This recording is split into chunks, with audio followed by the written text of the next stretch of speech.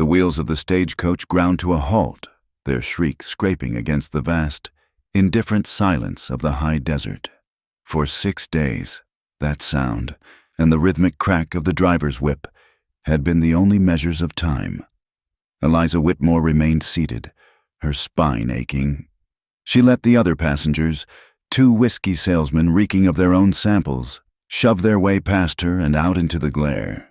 She heard their boots thud onto the packed earth, followed by a string of curses as the heat hit them. She waited one more beat, gathering not just her skirts but her resolve. Then she took a breath and stepped down. The air was not air. It was a fine, warm powder that tasted of alkali and iron. This was dust water. It was not a town. It was a wound on the land, a raw collection of fresh pine buildings and stained canvas tents, clinging to the edge of the New Mexico and Arizona borderlands.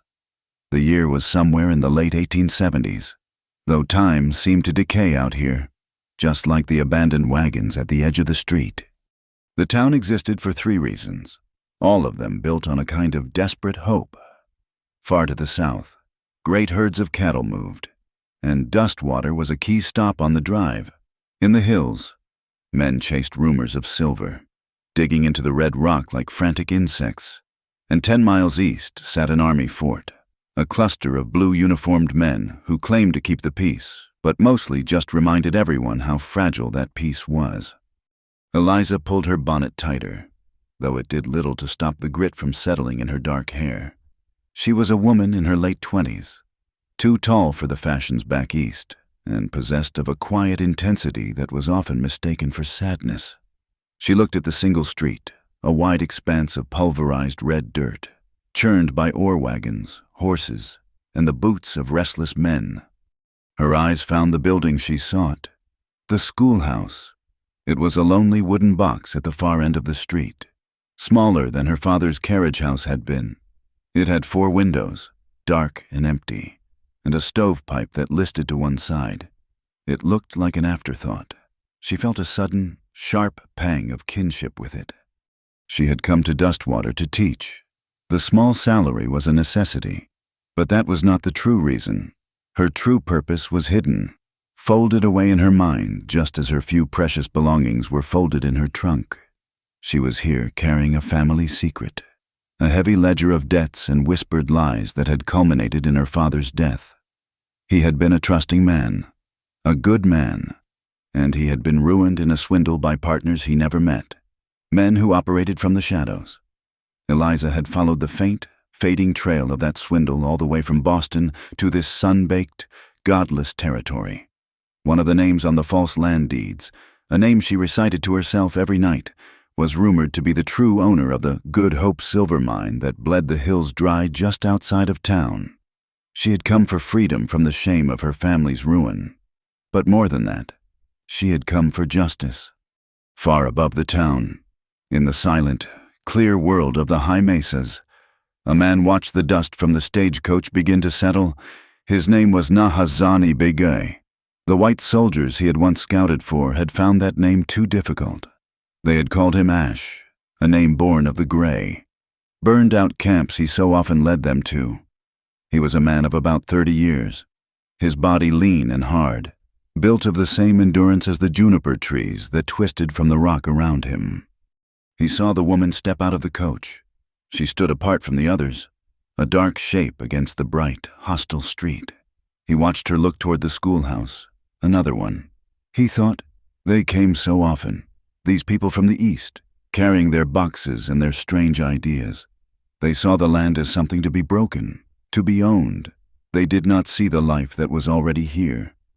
He pulled his woven shawl tighter around his shoulders. The wool was thick, its patterns telling the story of the sacred mountains, a prayer for protection and balance. This was his home, the Danetta, the land of the people, the town of Dustwater. Squatting below was a disturbance. Ash had once tried to build a bridge. He spoke their language. He had worn their blue coat and taken their silver dollars to guide their patrols. He thought, in his youth, that he could teach them understanding, that he could show them the way of living with the land, not against it. He had been wrong. He had been there after the long walk. He had seen the treaties broken, the rations of rotten flour, the quiet starvation, the arrogance. The injustice had finally become a stone in his gut, too heavy to carry. He had walked away from the fort, from their world, and returned to his own. His only purpose now was to protect his community. He watched the town not with hatred, but with a deep, weary vigilance. Dustwater was a hunger that was never satisfied. Eliza felt that hunger as she made her way toward the boarding house. The town was ruled by a simple, brutal trinity. Baron Maddox owned the Good Hope mine. He owned the bank, which was little more than a reinforced shack where he issued his own scrip. He owned the freight lines that brought in every barrel of flour and every box of blasting powder. Maddox's will was enforced by Sheriff Hale. Eliza saw him standing on the boardwalk outside the saloon. He was not the sort of lawman she had read about in dime novels. He was not dusty or grizzled. Sheriff Hale was immaculate in a black coat, his boots polished, his badge shining. He watched the new arrivals with the flat, patient eyes of a lizard. He was tall, and his hands, clasped behind his back, looked pale and strong. As Eliza passed, he spoke. His voice was as flat as the landscape. "Ma'am, you will be the teacher." It was not a question. Eliza stopped. "Yeah, I am Miss Whitmore." He nodded once, slowly. He did not tip his hat. "Mrs. Gable's house is the last one on the right. She is expecting you." "Thank you, Sheriff," she replied, forcing her voice to remain even. He took a step closer, lowering his voice slightly, though there was no one near. "We have a quiet town here. Miss Whitmore, we like it quiet. You keep to your books and your children. You will find no trouble here." It was a welcome and a warning, delivered with the same chilling neutrality. Eliza understood. The gap between the law and the reality of this place was as wide as the sky. Lounging near the saloon doors were 3 men, their faces burned by the sun, their clothes filthy. They wore their guns tied low. They were the Coyote Spurs, a name she had heard whispered even at the last way station. They were Maddox's muscle. Hale was the badge. Maddox was the unseen, heavy hand that pressed down on them all. Eliza nodded to the sheriff, her throat tight. "I am only here to teach." She walked on, her boots sinking into the deep, fine dust. She clutched the handle of her valise. Tucked deep inside, wrapped in linen, was a small, folded object of white lace. It was her mother's wedding veil. It was the only piece of her past, of that soft, civilized world that she had allowed herself to keep. It was a symbol of hope, of unions, of innocent beginnings. Here, under the weight of the sky and the cold eyes of the sheriff, it felt like a joke, a fragile, useless thing. She thought of her father. He used to say that home was not a place, but something you built with other people. She looked at the raw, splintered lumber of the town. What could be built here, she wondered, except a grave. The day bled away into a spectacular, violent sunset of orange and purple. The heat vanished instantly, replaced by a sudden, penetrating cold that swept down from the high peaks. Eliza was in her small, clean room at Mrs. Gable's boarding house, trying to scrub the grit from her face with a small amount of water in her pitcher, when the shouting began. It was not the usual nightly chaos from the saloon. This was a different sound. This was fear. She hurried to the window, which faced the main street. The sky was a deep indigo, and the first few lamps cast weak, yellow pools of light. The mail stage, the one that had been following hers, was now more than 3 hours late. A horse was coming, ridden at a full, desperate gallop. The animal slid to a halt in front of the sheriff's office, its sides heaving, foam dripping from its bit. The rider, a young man she did not recognize, almost fell from the saddle. He was hatless, and his shirt was torn at the shoulder. "Ambushed!" he screamed, his voice cracking in the thin air. "They hit us! They hit the mail stage!" Men poured out of the saloon. Sheriff Hale emerged from his office, moving with that same deliberate, unhurried pace. He looked annoyed. Calm yourself, son, Hale said, his voice cutting through the young man's panic. Who hit you? Down at Red Gap. The rider choked out, clinging to the hitching rail to stay upright. They came right out of the rocks, a dozen of them. They knew we had the payroll shipment for the fort. Who? Hale demanded, his voice like a whip. I did not see their faces, the man gasped, looking around at the circle of hard men surrounding him. They had cloths, but they rode like shadows. No saddles, just part of the horses. It had to be the Dine. It had to be... A man in the crowd, one of the coyote spurs, spat the word. Indians. The word took flight. It passed from man to man, a low, ugly vibration. The Dine. The payroll is gone. They are getting bold, riding right on the main road. From his perch on the mesa, Ash saw the sudden, frantic movement of lanterns in the town below. He saw men running, gathering in a tight, angry knot. He could not hear the words, but he knew this sound. He knew this energy. It was the energy of a hive being kicked. It was the righteous anger that white men gathered like firewood, always eager to light a match. It was the sound that came just before the killing started. Eliza stood at her window, her knuckles white on the rough wooden sill. She saw men grabbing rifles from the rack inside the general store.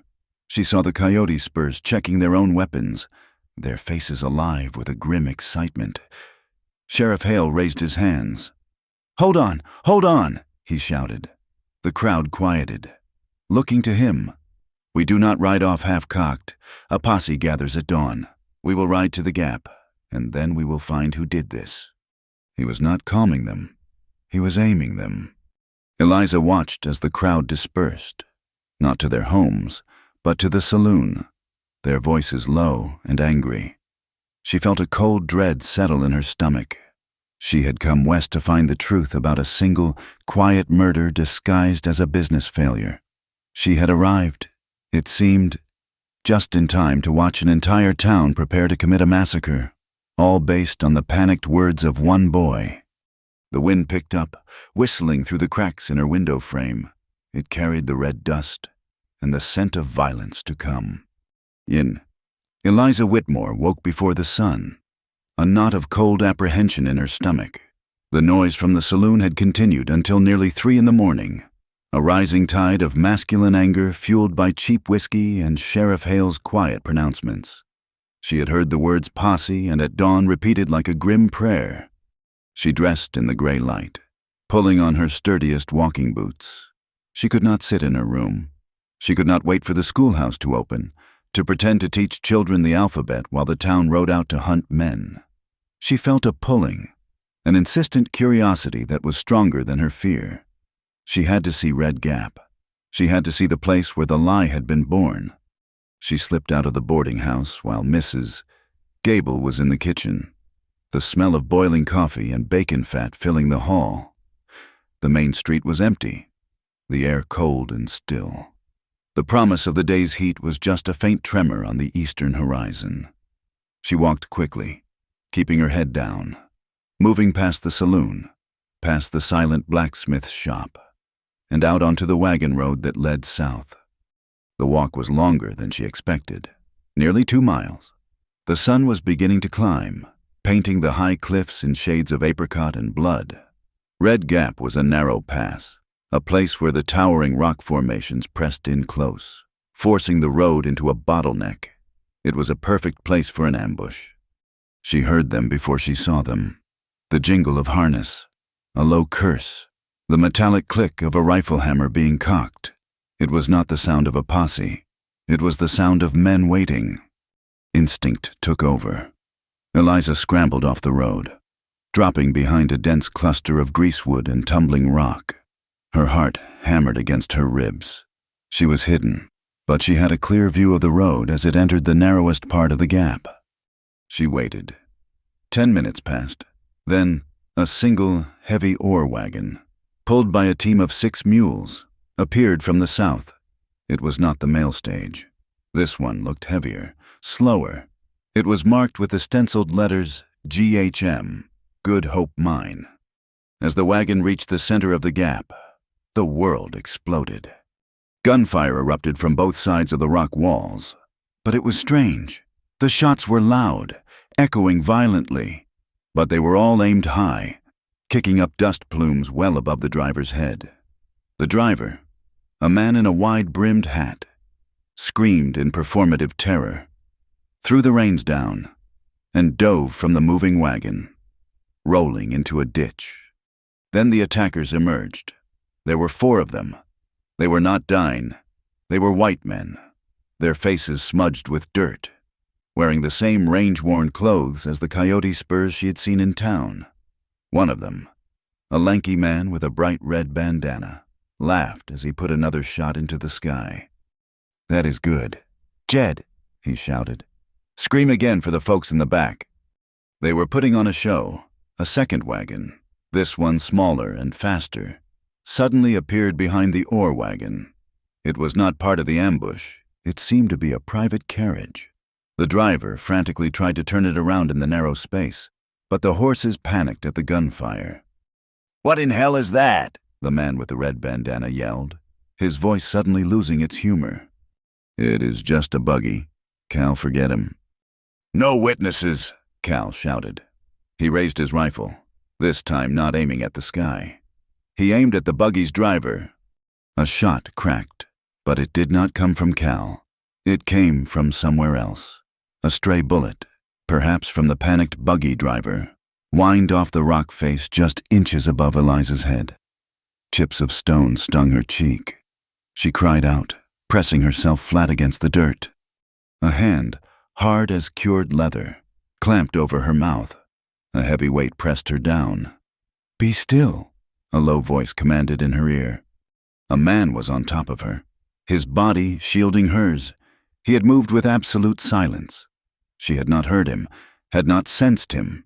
She smelled juniper smoke and the clean, sharp scent of the desert wind. She opened her eyes. She was looking up into the face of the Dine man she had seen watching the town from the mesa. Nahatzani Begay. Ash. He held her pinned for a long second, his black eyes fixed on the scene below. Then, as the gunfire died down, he slowly released his grip and rolled off her, pulling her deeper into the cleft of the rock. "You should not be here, white woman," he whispered. His voice was not angry, just profoundly tired. Eliza gasped, her throat raw with dust and fear. "I was just walking." Ash gave a short, mirthless huff. He pointed with his chin toward the gap. "That is not a walk. That is a viewing of a very bad play." Below them, the attack was over. The coyote spurs were laughing again. The buggy had managed to get turned around and was disappearing in a cloud of dust. The wagon driver emerged from the ditch, brushing himself off. "All right, make it look good," Cal ordered. He pulled a long, feathered arrow from his saddlebag and jammed it into the canvas side of the ore wagon. Another man scattered a handful of dark feathers on the road. They lit a small fire, threw something on it that produced a thick, greasy smoke, and then put it out. They were leaving a scene. After a few moments, they mounted their horses and rode away, not east toward the Dine lands, but west, back toward the silver mines. Eliza watched, appalled. "They are faking it. The attack last night. It was them, too." "Of course," Ash said. He was already scanning the ridge lines, his attention elsewhere. They waited in silence until the sound of new horses approached. Sheriff Hale rode into the gap, his posse of 20 armed townsmen behind him. He did not look surprised. He looked grimly satisfied. "Just as I thought," Hale announced, his voice carrying clearly in the morning air. He dismounted and picked up the arrow. "Dine, this is reservation work. They hit the payroll, and now they are coming for the mine wagons." He pointed to the fake tracks, the scattered feathers. "This is an act of war. I am issuing a warrant for any Dine off reservation lands. Bring them in. Dead or alive is your discretion." The posse let out a roar. Hale pointed them east. "They fled toward the mesas. Ride." The men thundered off, a cloud of righteous dust in their wake. Eliza felt sick. She watched them go, a mob sent on a fool's errand, or worse, a purposeful one. After the last rider disappeared, Eliza stood up, her legs shaking. She started to climb down toward the road. "What are you doing?" Ash's voice stopped her. "They left something," she said, not knowing why she said it. Only that she had to look. "They must have left something real." He watched her, his face an unreadable mask of stone and shadow. He did not follow, but he did not leave. Eliza hurried to the spot where Cal, the leader, had been standing. The ground was littered with brass shell casings, glinting in the morning sun. She bent down, her eyes scanning the dirt. She was not a firearms expert, but she knew what she was looking for. A difference. She found it.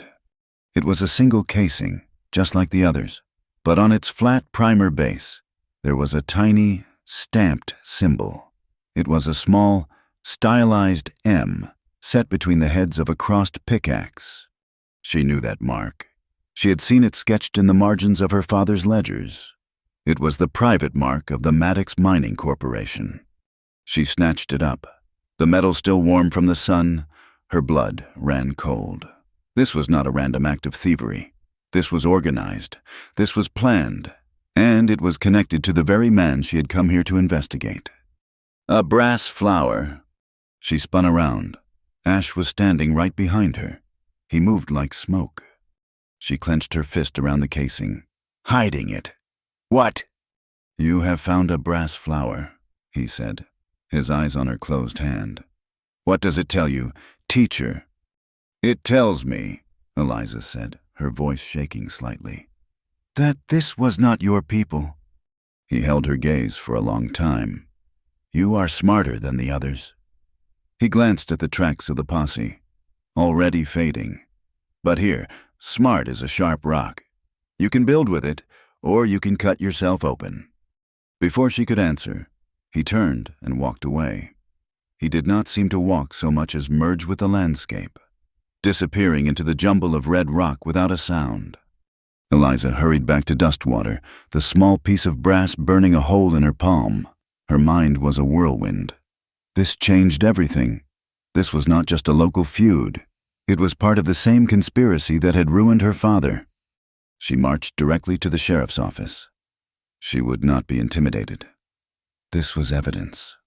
She pushed the door open.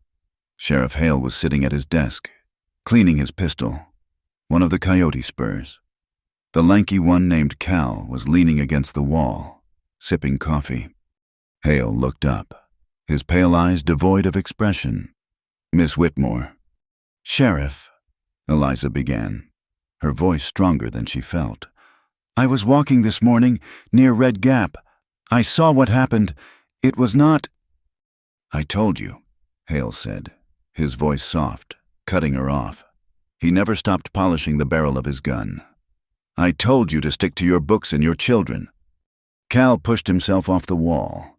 He smiled at her, a slow, ugly twisting of his lips. "It is dangerous out there, ma'am. Lots of stray bullets. Rattlesnakes. Easy for a lady to get lost, permanently." The threat hung in the air, thick and suffocating. The shell casing in her fist suddenly felt like a lead weight. They were not just warning her. They were telling her they knew she was a problem. I just came to see if there was any news," Eliza stammered, backing away. "The news is, the posse is handling it," Hale said, dismissing her. "Good day, Miss Whitmore." She fled the office, her cheeks burning with humiliation and fear. She went back to Mrs. Gable's. She had to hide the casing. She had to write this down. In her room, she took out her locked notebook. This was her most precious possession. The book where she had detailed every transaction, every name, every clue related to her father's case. She unlocked it, her hands trembling. She sketched the shell casing, the M and the pickaxe, and wrote a frantic, detailed account of what she had witnessed at Red Gap. She felt a little better. It was on paper. It was real. She hid the casing itself in a small sachet of lavender at the bottom of her trunk. beneath her mother's veil. She locked the notebook and put it back in her valise under the bed. She was called down to supper. Mrs. Gable, usually a talkative, cheerful woman, was quiet. She would not meet Eliza's eyes. She just served the stew and biscuits in silence. A cold dread, sharper than before, settled on Eliza. She excused herself early and hurried back to her room. The door was unlocked. She stepped inside and her breath caught. The room had been searched. It was not a violent ransacking. It was a professional, methodical search. Her mattress was slightly askew. Her few dresses had been taken down and rehung. Her valise was on the bed, open. The locked notebook was gone. She ran to her trunk. She threw open the lid. The sachet of lavender was gone, and lying on top of her folded clothes, pulled from its careful wrapping, was her mother's white lace veil. It was pristine, untouched, but its very presence felt like a violation, a message. They had taken everything, her proof, her father's story, her one link to justice. A sudden, violent gust of wind slammed against the building, rattling the window pane. The sky outside, which had been a clear blue just an hour ago, was turning a sickly, swirling brownish red. The dust storm, which the old-timers had been muttering about for days, was finally rolling in. It swallowed the sun, plunging the afternoon into a choking, gritty twilight.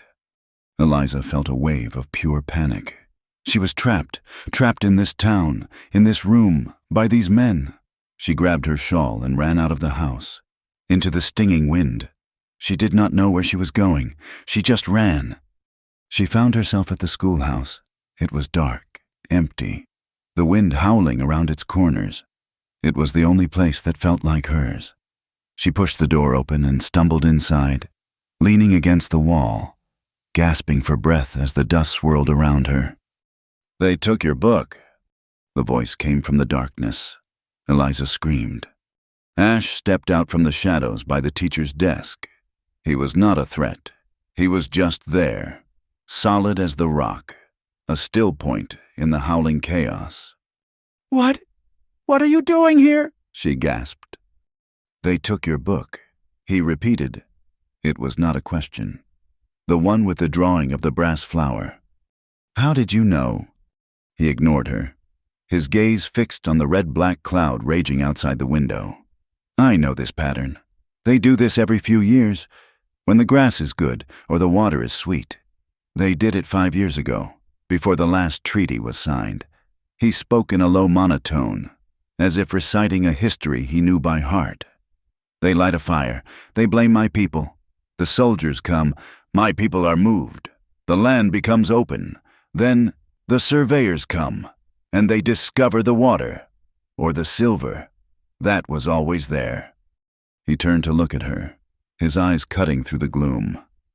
"The Good Hope mine is running dry. I have seen the wagons. They carry more rock than ore. Baron Maddox needs a new vein, and he needs the water from Black Mesa to work it.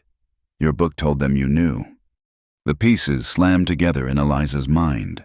Her father's swindled land, the M on the casing, the staged attacks. The land they were trying to seize was not empty. It was just occupied by the wrong people. "They stole my proof," she whispered, her voice raw with anger and despair. "You have no proof," Ash said, his voice flat. "You have a memory. They have guns, a badge, and an army they can call with one telegram." The wind shrieked, driving a fine silt through the doorframe. The world was obscured, the truth buried under a mountain of lies and red dust. Eliza looked at the still, strong man in front of her. "You know the land," she said, her voice finding a new, hard edge. "You know their tactics. You knew they would search my room." "I knew they would not let a smart woman keep a sharp rock." He replied, "And you," she countered. "They will not listen to you. You are the enemy they invented, but I am the new school teacher. They might, for a moment, believe I am just a foolish woman. I have a reason to be in the town. I can listen. I have a connection back east. I can write letters. A silent, reluctant understanding passed between them. It was not trust. It was a shared, desperate necessity. "They murdered my father," Eliza said, the words finally spoken aloud. "They dressed it up as a suicide, but they murdered him for this land. They will not keep it." Ash stared out the window, the red dust painting his silhouette.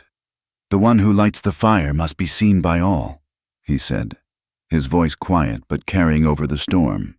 "Only then does the smoke clear. Only then does the land heal." He had made his own vow. In the heart of the howling storm, the most unlikely alliance in the territory was sealed. The dust storm lasted for 2 days, a howling red siege that forced the town of Dustwater into itself. The world was reduced to the space of a single room. Eliza held her classes, teaching the handful of children who lived close enough to brave the gale, their faces wrapped in cloth.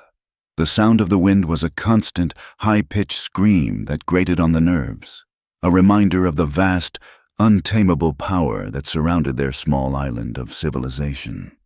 When the air finally cleared on the 3rd morning, the town looked scoured, reborn in a fresh coat of rust-colored powder. The sky was a painfully bright blue. But the tension had not cleared. It had settled, like the fine silt, into every crack and corner. The posse had returned, empty-handed and surly. Sheriff Hale had posted armed guards at both ends of the street. Dustwater was a town under occupation by its own law. Eliza felt the eyes on her. When she walked from the boarding house to the school, the men lounging outside the saloon, the coyote spurs, stopped talking. They watched her. Cal, the man she had seen at Red Gap, would sometimes tip his hat, a gesture of mocking politeness that chilled her more than an open threat. They knew she had lost her notebook. They knew she was a witness, and they had let her know that her knowledge was useless. She had not seen Ash since the storm. Their alliance, formed in the screaming darkness of the schoolhouse, felt thin, almost imaginary. She was alone. On the 5th day after the storm, a man came to the schoolhouse. He was not one of the coyote spurs. He was dressed in a clean suit and a bowler hat. He looked like a clerk, someone utterly out of place in the grit. "Miss Whitmore," he said, standing in the open doorway, his presence sucking the small amount of joy from the room. The children stopped their recitation. "Baron Maddox requests your presence at the bank, at your convenience." It was an invitation delivered like a summons. "My convenience is now," Eliza said, her voice betraying no emotion. She dismissed her students early. She walked back down the street, the clerk a few paces behind her, feeling the stares of the entire town. The bank was the only building in Dustwater made of brick. It was a fortress. The inside was cool and dark. The clerk led her past the teller's cage to a heavy mahogany door at the back. He knocked once, then opened it for her. Baron Maddox stood to greet her. He was not what she had expected. He was not a rough brute. He was a man in his late 40s, tall, with iron-gray hair at his temples and a precisely trimmed beard. He wore an expensive waistcoat, and the air in his office smelled of good cigar smoke and leather. His desk was massive, covered not in clutter, but in neatly stacked papers and large, rolled maps. He looked like a statesman. "Miss Whitmore, a pleasure. Please, sit." His voice was smooth, educated, and held no trace of the West. "Mr. Maddox," she said, taking the leather chair he offered. He sat opposite her, lacing his pale, strong fingers together on the desk. "I trust you are finding your accommodations adequate. It is a harsh land, but we endeavor to make it civilized." "It is, as I expected," Eliza said. "Good, good." He smiled, a brief, practiced expression that did not reach his eyes. "I make it my business to know everyone who comes to Dustwater, and your arrival, I must admit, was of particular interest to me. You are Eliza Whitmore, daughter of Jonathan Whitmore of Boston." Eliza's blood ran cold. "You knew my father," she stated. I knew of him, Maddox corrected gently. We were involved in some overlapping ventures. A terrible business, his passing. A true loss. He was a man of vision. The casual, patronizing way he spoke of her father, as if discussing a failed investment, made her clench her fists in her lap. He was a good man, she said, her voice tight. Indeed, which makes this all the more delicate. He paused, tapping one long finger on a stack of papers beside him. Your father, Miss Whitmore, was a man of vision, but perhaps not a man of practicalities. He overextended. When his estate was liquidated, his debts were sold. I made it my business to acquire them. The trap, quiet and elegant, snapped shut. She had come west to find justice, only to find that her father's chains were held by the very man she sought. You own his debt, she whispered. I am his sole creditor, Maddox said, his voice still smooth, as if discussing the weather. It is a considerable sum, far more than a schoolteacher's salary could ever hope to address in, say, 50 or 60 years.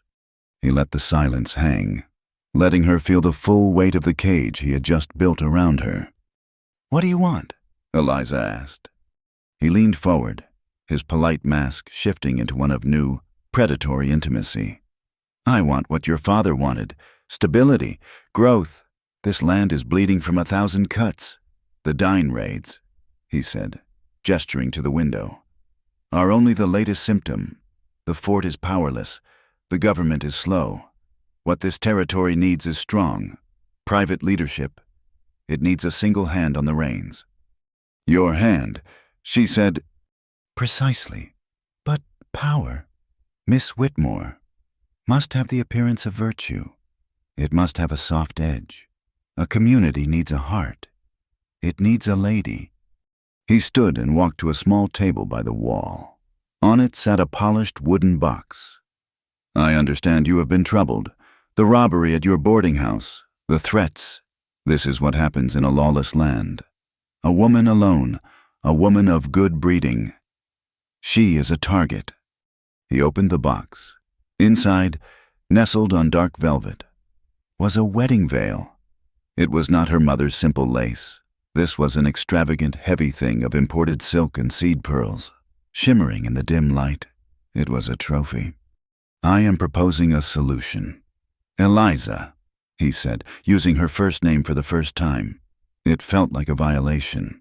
A union, a marriage, in name. Of course, a practicality. Eliza could only stare. This was not about land. This was about this. You would gain my protection, he continued, his voice a low, reasonable hum. You would be Mrs. Baron Maddox, untouchable. Your father's debts. He waved his hand. Would vanish. A wedding gift. Your family's honor would be restored. And you, she managed to say. What would you gain? You. Your name. The Whitmore name is old. Respected.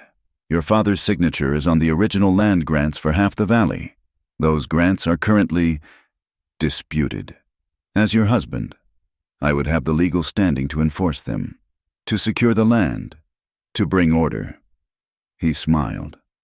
You would be the respectable, civilized face of my enterprise, the beloved school teacher, the lady of the manor. Everyone wins. The sheer, cold audacity of it stole her breath. He wanted her name to legitimize the very theft that had killed her father. He was offering her a cage made of gold, built from the bones of her own family. Eliza felt a wave of nausea, but she also felt a strange, cold clarity. He was handing her a weapon. She looked from the veil to his face. This is sudden, Mr. Maddox. I am overwhelmed. He laughed, a dry, controlled sound. Of course you are. I am hosting a small gathering at my ranch in 3 days, a party, to formally announce my new expansion plans. I want you to be there. As my guest of honor, you can see what I am truly building. See the future. You can give me your answer then. He had not seen the no in her eyes. He had only seen the reflection of his own power. Eliza left the bank, walking on unsteady legs. The veil in the box, the power, the lure of clearing her father's name, even if it meant selling her own. The shame of it warred with the cold, calculating spark of a new idea. That night, the town's fragile peace was broken again. Eliza was woken by the sound of the town's fire bell, clanging wildly in the darkness. She ran to her window. The sky to the south was glowing a terrible, flickering orange. The town's main freight warehouse was on fire. She dressed and ran outside, joining the small crowd of terrified onlookers.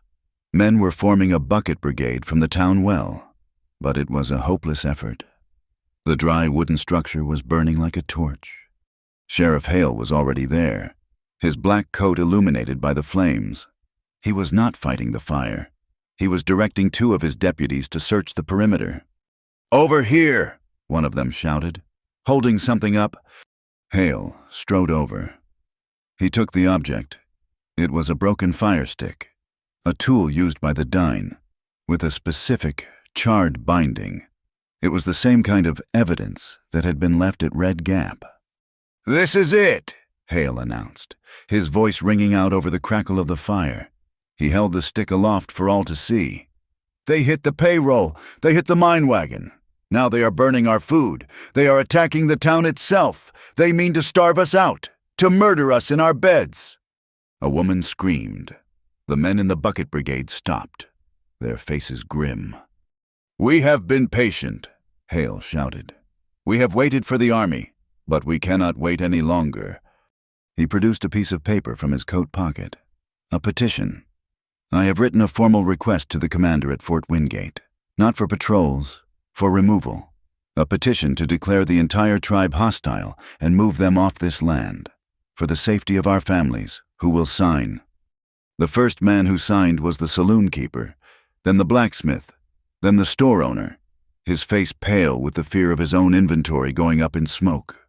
One by one, the men of Dustwater, their judgment clouded by fire and fear, signed the paper that would doom Ash's people.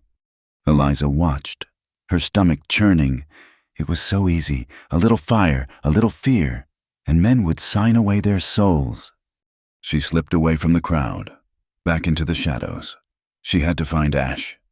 She made her way to the edge of town, to a small, dry arroyo hidden by cottonwood trees that they had designated as a meeting place. He was there. He had seen the fire. He was watching the town like a man watching a disease spread. "They move fast," he said, his voice a low rumble. He did not look at her. "They lit it themselves, Ash, Hale, and his men, and now they have a petition. They are going to use the army to clear the land." "It is the pattern," he said, his voice flat. "First fear, then anger. Now, the plea for protection. The land will be empty before the next full moon."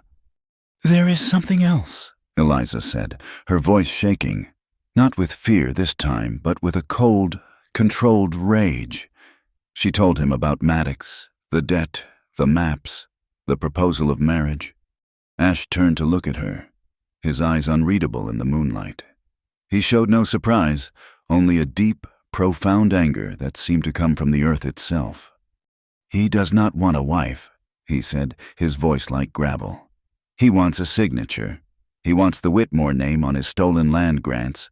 He needs a tame, white woman to stand beside him while he takes the rest." "I know," she said. "This is a cage. Teacher," he warned her, stepping closer. "He is offering you a fine, silk cage, but they do not build cages you can walk out of. You go into his house. You will not come out." "I am not going to marry him," she said, her voice hard. "I am going to stop him." Ash watched her, skeptical. "He invited me to a party at his ranch. In 3 days. He said I am to be the guest of honor. He will be distracted. He keeps his real ledgers there. Ash. Not at the bank.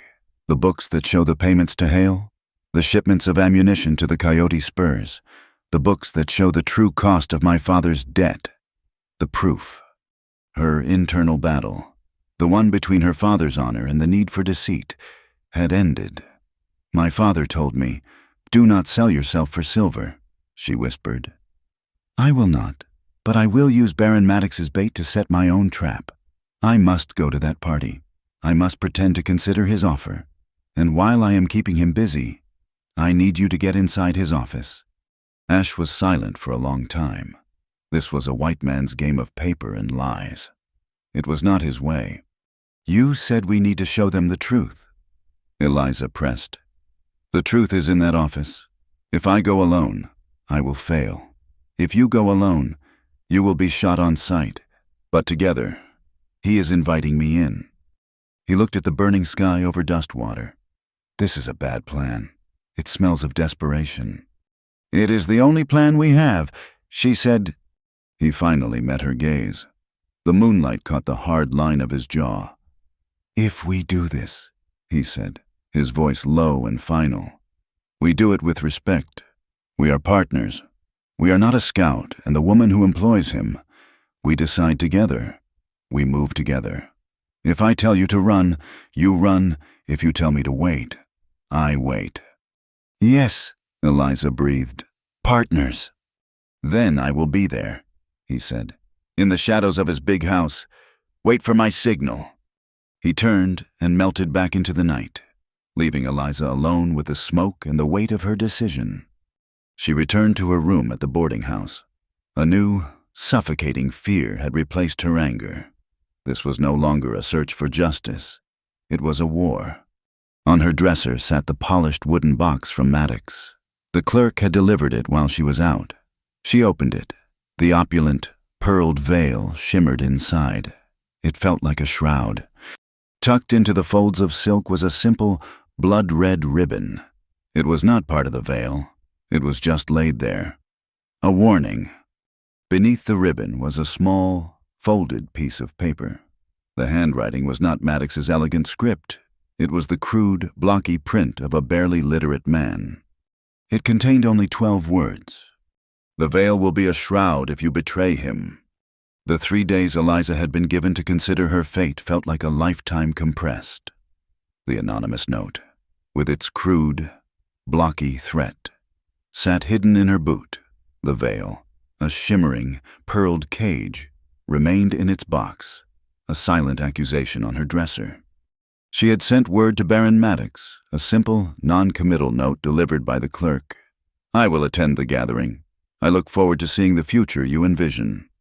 The lie tasted like ash in her mouth, but it was a necessary one. The town, however, had already made its decision for her. When she walked to the schoolhouse, people looked at her differently.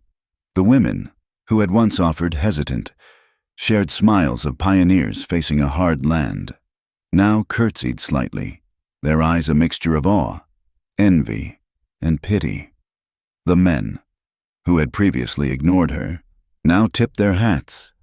She was no longer Miss Whitmore. The teacher, she was the Baron's intended. The poison of Maddox's plan was already working, sealing her in. The social pressure was a tangible thing, a heavy garment she was being forced to wear. When she entered the Dustwater General Store, she saw the physical manifestation of the town's fear. Nailed to the wall just inside the door was a fresh plank of pine. Letters painted in crude black tar, "No Indians allowed," by order of town council. Her stomach tightened. This was the result of the fire, the petition, the panic. This was Hale's work. Mrs. Gable, her landlady, was at the counter, sorting through bolts of fabric. She turned, her face wreathed in a nervous, obsequious smile. "Oh, Miss Whitmore, or I suppose it will be Mrs. Maddox soon. We all heard the wonderful news. It is a blessing. A man like the Baron, bringing stability. It will settle everything. A real lady in town." Eliza felt the trap close another inch. "There is no official news. Mrs. Gable," she said, her voice cooler than she intended. "I am simply attending his party." "Oh, of course, the woman tittered, her eyes dropping, not believing a word. The rumor, Eliza saw, was more powerful than the truth. Maddox had announced the wedding without even waiting for her reply. He was ensuring she had no choice but to accept. Eliza bought a spool of thread she did not need and left. She needed allies. She needed information, and she knew she would not find it among the respectable folk. She walked to the Ruby Slipper Saloon. It was mid-afternoon, and the place was quiet. A single piano player idly struck chords in the corner. May, the saloon's owner, was behind the bar, polishing glasses. She was a woman in her 40s, with hair the color of a new penny and eyes that had seen everything. She looked up as Eliza entered, her eyebrow raising a fraction. "A little early for you, is it not, teacher?" May asked. Her voice was husky, not unkind. "I am not here for a drink, May. I am here for information." May stopped polishing. She set the glass down. "You are the Baron's woman now. You probably have more information than I do." "I am no one's woman," Eliza said, her voice low and fierce, stepping closer to the bar. The piano player, sensing the shift, discreetly faded into silence. "Maddox is trying to force my hand. He is using me, just as he is using this town." May studied her for a long moment, searching her face. "That is dangerous talk." "It is a dangerous time. The night of the warehouse fire. That was Hale's work. Was it not?" May glanced at the empty tables, then back at Eliza. She nodded once, a tiny, sharp movement. His men were seen carrying lamp oil from the back of the store, not an hour before. "And the wagons?" Eliza pressed, remembering the whispers she had pieced together from the fringes of the town, from the laundress, from the seamstress. "The town women, they talk about ghost wagons running at night." May's skepticism melted into something that looked like respect. "You have been busy. Yes, ghost wagons. They do not use the main freight road. They run west of the mine, through the dry wash. No lights. Heavy. My girls hear them when they walk home. They sound like they are carrying something heavier than silver." "Ammunition," Eliza whispered. May's eyes widened. "You are playing a game that will get you buried. Teacher, the Baron is not a man who loses." "He is this time," Eliza said. "Thank you, May." She left the saloon. She now had a target. Far from the town, in the high wind-scoured canyons that the Dine called home. Ash Begay stood before the elders. He had ridden for half a day to reach this place, a hidden lodge of rock and juniper. He spoke in Dine Bizad, his voice echoing slightly in the quiet. "The fire was a lie. My grandfather's. The petition is signed. The pony soldiers will be summoned. They will come not to find murderers, but to move us. The man called Maddox wants the land." The elders, their faces landscapes of deep time, listened. One, a young man named Hastian, his face tight with anger, slammed his fist on the rock. "Then we fight, we show them what happens when they light fires on our land." "No," Ash said, his voice cutting through the anger. "That is the trap. They want us to fight. They need us to be savages. They have brought rifles, many rifles, and hidden them. They are waiting for us to spill the first blood, so they can justify a massacre. We cannot fight their bullets. We must fight their lies." An old man, whose name was He Who Remembers, raised a hand. "And how do we fight lies? My son, the white man's tongue is forked. His paper is full of tricks." "We find his truth," Ash said. "The teacher, the white woman, she seeks the same thing. She is inside his world. She has found the mark of his weapons. She and I, we are hunting for the papers that prove the lie. If we can show the soldiers that Maddox and Hale are the murderers, the soldiers will have no reason to move us. They will have to turn on their own." It was a slim hope, and he knew it. But it was the only one that did not end in a field of blood. The elders gave him their blessing, but their eyes were full of doubt. Eliza met him that night in the arroyo, the dry air sharp with the scent of sage. She told him what May had said. "Ghost wagons, west of the mine, in the dry wash." Ash nodded. "The wash leads to the Box Canyons. It is a good place to hide an army's worth of supplies. We will ride tonight." He looked her up and down, taking in her practical wool skirt and walking boots. "You cannot ride in that, and you cannot ride as you are." "Then teach me," she said, her voice steel. He did not argue. He retrieved a canvas bundle from his horse. In it were a pair of worn denim trousers, a man's shirt, and a pair of scuffed boots that looked about her size. "From a soldier who left them behind," he said without further explanation. She changed behind a curtain of rock. The clothes were rough, strange, but they gave her a freedom of movement she had never known. When she emerged, he simply grunted and pointed to his spare horse. His instruction was brief and brutal. "You are not cargo. You are a rider. Feel the horse. Move with him. Do not pull. Guide." He handed her a Winchester rifle from his saddle scabbard. "Do you know this? My father taught me to shoot bottles off a fence," she said, her voice tight. "These are not bottles," Ash said, his face grim in the moonlight. "They shoot back. You do not shoot to kill. That is what they do. You shoot to stop. You shoot for the arm, or the leg, or the weapon. To kill a man is easy. To stop him, to make him listen, that requires discipline. Do not spill blood, we do not have to. It only calls more." They rode for hours. The moon was a sliver, giving just enough light to see the deep ruts of the wagons in the sandy wash. Eliza's body ached. Her thighs were rubbed raw. Her shoulders burned. But she did not complain. She bit her lip and she rode, keeping pace with him. She saw him glance at her once, a quick, appraising look. Just before dawn, they found it, tucked into a narrow cleft in the rock. A box canyon with only one entrance, were stacks of wooden crates. They were covered by heavy canvas tarps, the kind the army used. They dismounted, their movements quiet.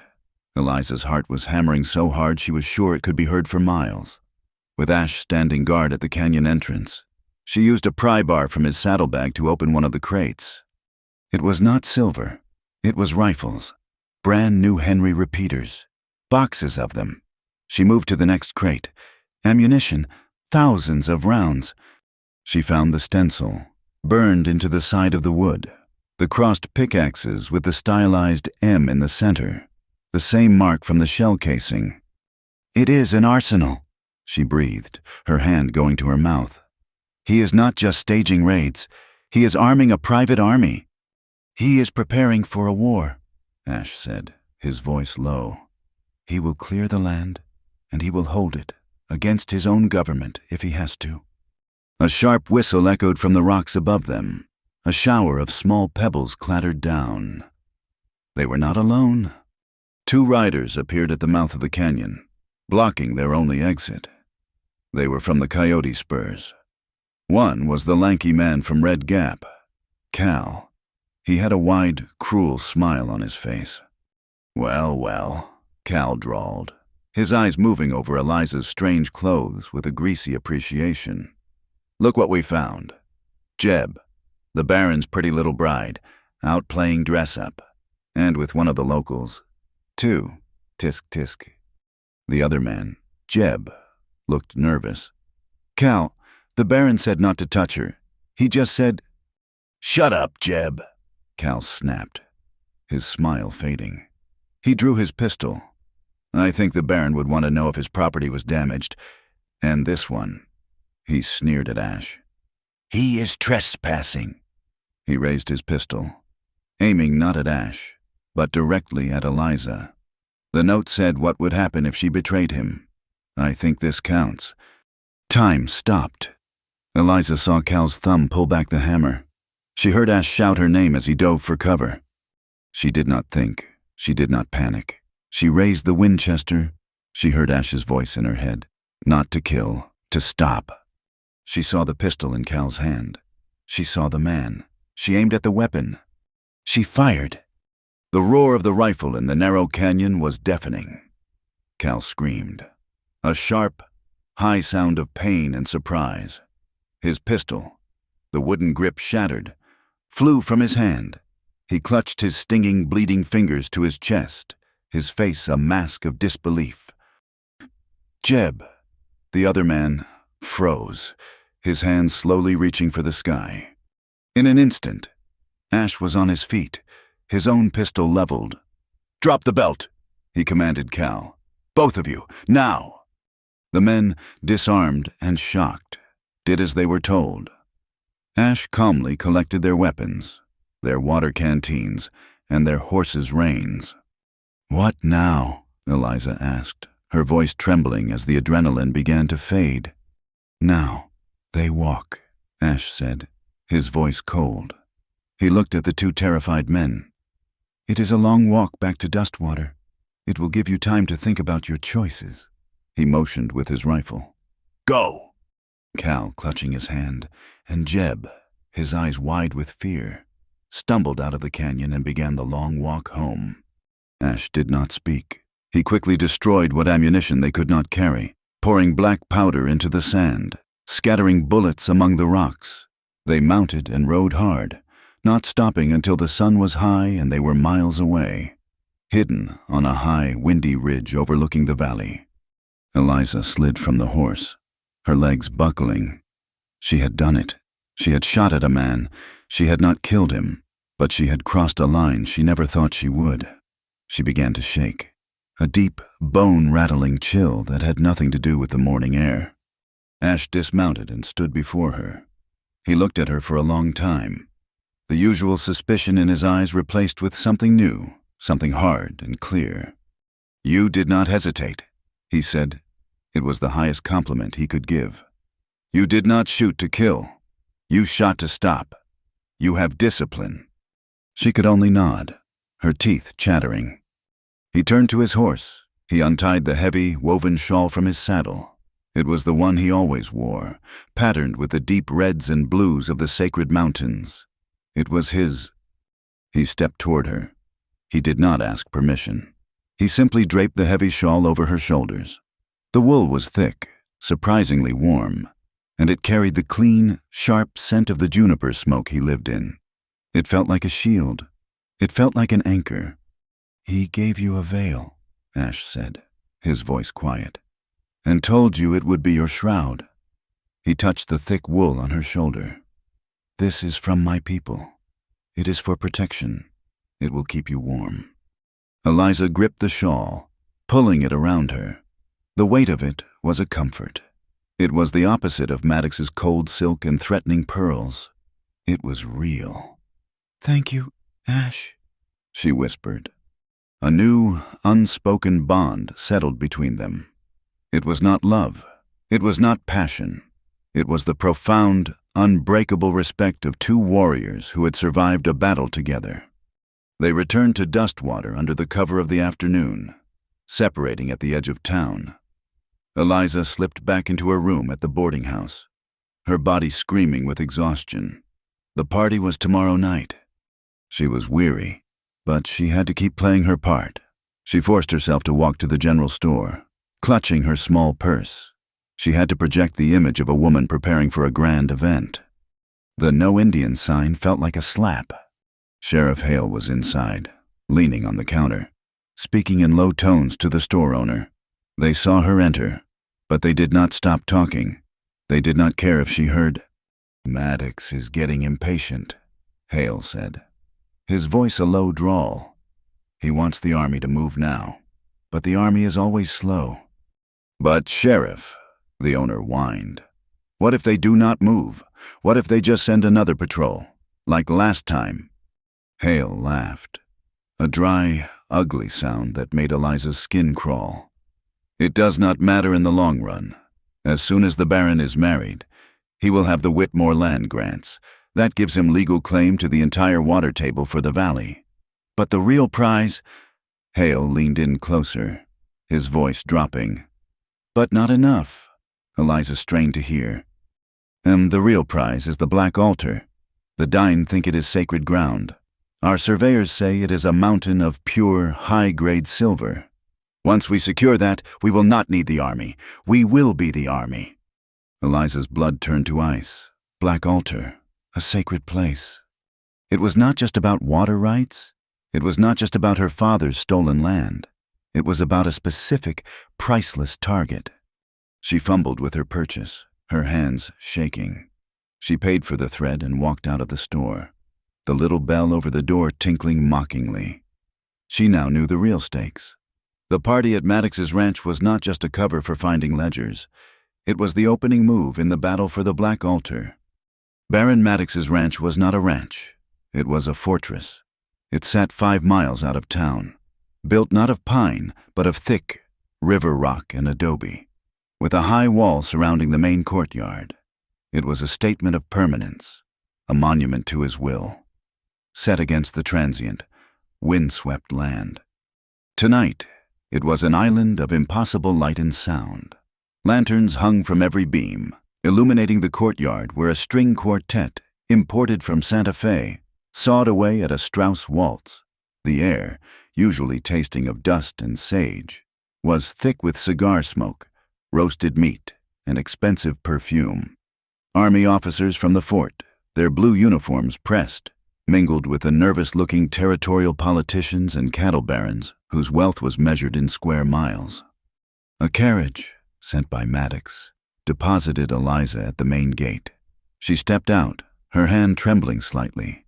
She was a ghost at this feast of thieves. She wore a simple, high-necked dress of white linen, the best she owned. It was her own. She had refused the silks Maddox had sent to the boarding house, but she had made one concession. She wore the veil. The heavy, pearled silk was draped over her hair, its edges brushing her shoulders. It was her costume, her shield, her admission ticket. It was a lie she wore upon her head. As she walked through the gate, she felt the music falter for a beat. Every eye turned to her. The whispers were immediate. She was the one. The teacher from the east, the baron's intended, the white dove in a house of vultures. She saw him, across the courtyard, watching her. Baron Maddox. He smiled, a slow, possessive expression of pure triumph. He began to walk toward her, parting the crowd. Far from the light, in the deep shadows of the stables, Ashbigay finished rubbing down a senator's overheated gelding. He had arrived an hour before, mixed in with the dozen other dine and Mexican grooms hired for the night. He wore a borrowed hat, pulled low, his features lost in the gloom. His borrowed shirt was coarse, and he blended in perfectly. He was just another faceless Indian tending the horses.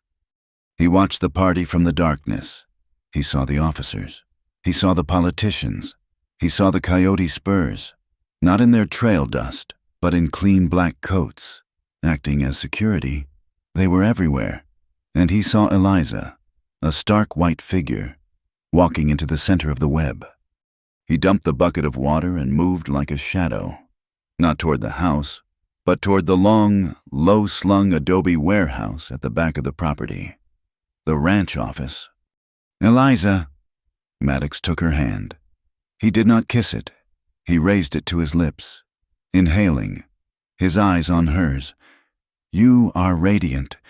You have made me a very happy man." He tucked her hand into the crook of his arm, turning her to face the crowd. It was an act of ownership. For the next hour, she was paraded. She smiled until her face ached. She murmured polite greetings to men whose names she recognized from her father's stolen ledgers. She was trapped in a performance, her mind racing, every sense straining. She had to find the office. "You have built an empire, Baron," she said finally, as he led her to a small, private terrace overlooking the dark valley. The music was fainter here.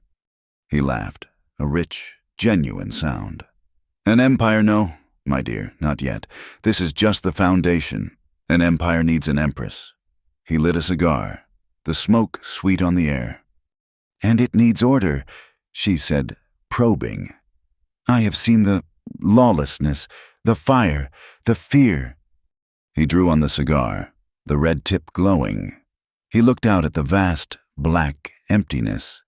"You see chaos. Eliza, I see potential. You cannot build on shifting sand. You must first create a solid rock." And fear is that rock?" she asked. He turned to her, his smile gone, his eyes alight with a cold, messianic zeal. "Order is not born from hope.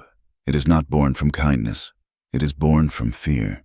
People do not crave freedom. They crave safety. They want a strong hand to tell them where the walls are. They want to be kept safe. Sheriff Hale's petition, the fear of the dying. These are necessary tools. They are the hammer and the chisel that shape the stone. When I am finished, this valley will be the richest, safest place in the territory, and they will thank me for it." It was a confession, delivered as a manifesto. He believed he was a savior. At that moment, 200 yards away, Ash slipped the blade of his knife between the jamb and the lock of the warehouse office. The wood splintered with a soft click. He was inside. The room was dark, smelling of cured leather and account books. He lit a single, small match, his movement swift. He did not look for a safe. He looked for the working books. They were on a shelf, shipping manifests, transport schedules. He found it, a thick, canvas-bound ledger. He opened it. His match was burning down. He lit another. His eyes, accustomed to reading the faintest tracks in the dust, scanned the neat columns of copperplate script. It was all here. October 10th. Shipment. 500 Henry rifles. To Red Gap. Received. C. Spurs. October 12th. Payment. S. Hale. $500. For public safety. October 14th. Bonus. Coyote Spurs. $200. For warehouse removal. The proof, the entire conspiracy, laid out in ink. He tucked the ledger inside his coarse shirt, the corner digging into his ribs. He blew out the match and was gone. Eliza knew she was running out of time. "That is a bracing philosophy, Baron," she said, forcing a small, admiring tremor into her voice. "I feel I need a moment to take it all in. May I?" He smiled, triumphant. "Of course, my dear, take your time, but do not be long. We have an announcement to make." She nodded and slipped back inside, her heart hammering. She did not go to the ladies' retiring room. She turned left, down a quiet, private hallway she had noted earlier. It led to his study. The door was unlocked. Arrogance. The room was a mirror of his bank office, but larger. A massive desk, a wall of books, a gun rack. She did not hesitate. She went to the desk. It was locked. She pulled a thin piece of metal from her boot, a corset stay she had filed down. It was a skill her father, who had loved intricate clocks, had taught her as a child's game. The lock, a simple wafer lock, clicked open. Inside, there was only one book. It was not a shipping manifest. It was bound in red leather, his personal ledger. She opened it. Her breath caught. There it was. Her father's name, Jonathan Whitmore. Debt acquisition, $10,000. And beside it, the corresponding entry, transfer of title. Black altar claims, valued at... The space was blank. It was priceless. She heard a footstep in the hall. She did not have time to put the book back. She dove behind the heavy velvet curtains just as the door opened. She held her breath. She could see a sliver of the room. It was Sheriff Hale. He stood in the doorway, his cold eyes scanning the room. He seemed to be checking on it. He looked at the desk. Had she closed the drawer, she could not remember. He grunted, satisfied, and pulled the door shut. The latch clicked. Eliza waited, counting to 100. Her body was rigid with terror. She sagged against the wall, the red leather book clutched in her hand. She had to hide it. She could not just walk out with it. She looked at her own body, the white dress, the only place. She lifted her skirts. She had her thick wool shawl, the one Ash had given her. It was wrapped around her waist like a sash, hidden beneath the drape of her dress. She had worn it for courage. Now, she unknotted it, wrapped the heavy ledger in it, and retied it, a bulky, awkward lump against her stomach. It would have to do. She let herself out of the study and walked back toward the music, forcing her legs to move, forcing her face into a mask of calm. She re-entered the main hall. The waltz had ended. People were milling, drinking. She saw Sheriff Hale near the punch bowl, talking to Baron Maddox. Hale's eyes found her instantly. He had been waiting for her. He said something to Maddox, who nodded. Hale left his side and began to walk toward her. He moved with that unhurried, reptilian grace. He stopped directly in front of her. His eyes were not cold. They were amused. He knew. He must have known she was not in the retiring room.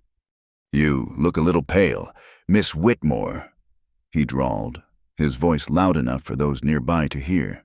"All this excitement, getting to be a bit much for you." She lifted her chin. "Not at all, Sheriff. It is a lovely party." "Lovely," he repeated. He smiled, that cold, thin-lipped expression. "The Baron, he likes his things just so. He likes them pretty. He likes them obedient." His hand came up, fast. Before she could react, he hooked his finger into the delicate pearl edge of the veil. "And he does not like them to hide." With a sharp, violent yank, he tore the veil from her hair. The music stopped. A collective gasp sucked the air from the room. It was a public, brutal violation, an unpinning, an act of pure dominance, like striking a horse. Eliza stood frozen. The weight of the ledger felt like a stone in her gut. She did not flush. She did not cry out. She met his gaze, and her eyes were as cold as his. "Thank you, Sheriff," she said, her voice ringing out in the sudden silence. "It was getting rather warm." A murmur of appreciation went through the crowd. Maddox, across the room, looked simultaneously furious at Hale's crudeness and impressed by her steel. Hale's smile faltered. He had expected tears. That was when the crash came. From the side of the hall, a massive, ornate oil lamp, one as tall as a man, suddenly toppled forward as if pushed from behind. It shattered on the stone floor. Oil bloomed across the polished tile, and a nearby Persian carpet, dry as tinder, instantly ignited. A rock, thrown from the darkness outside, had struck its base. Ash. Women screamed. Men shouted, backing away from the sudden whooshing wall of flame. Fire. Panic erupted. The disciplined, polite party dissolved into a frantic mob, everyone pushing for the main doors. Eliza did not move toward the front. She turned and ran, as she had planned, toward the side terrace, the one she had shared with Maddox. She burst through the doors, into the cool night air. The shouts and screams were behind her. She ran to the stone railing. It was a dark, terrifying drop, at least 12 feet, down to the stable yard. "Teacher," Ash's voice. He was directly below, already mounted, and holding the reins of the second horse. He was holding the shipping ledger, holding it up for her to see. She heard heavy boots pounding the terrace floor behind her. "Hale, she is here." Eliza did not have time to climb. She clutched the ledger hidden at her waist, hiked her skirts with one hand, and threw herself over the railing. She fell. It seemed to last an eternity. She hit the ground, not with a bone-jarring crack, but with a bruising thud. Ash was not there to catch her. He was on his horse. He had known she could not be caught, only aimed. He grabbed her arm, hauling her to her feet as she staggered. "Get on," he roared. She jammed her foot in the stirrup and threw herself onto the horse's back, her torn white dress bunched around her. "Stop them!" a voice bellowed from the balcony.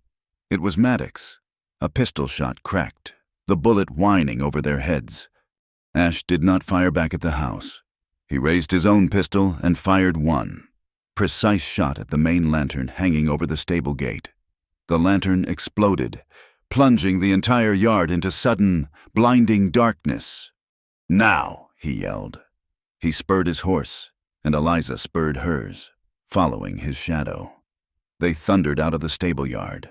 Two ghosts escaping a house of fire. The shouts of angry, blind men fading behind them. They did not speak for miles, riding hard into the canyons, the wind tearing at Eliza's uncovered hair.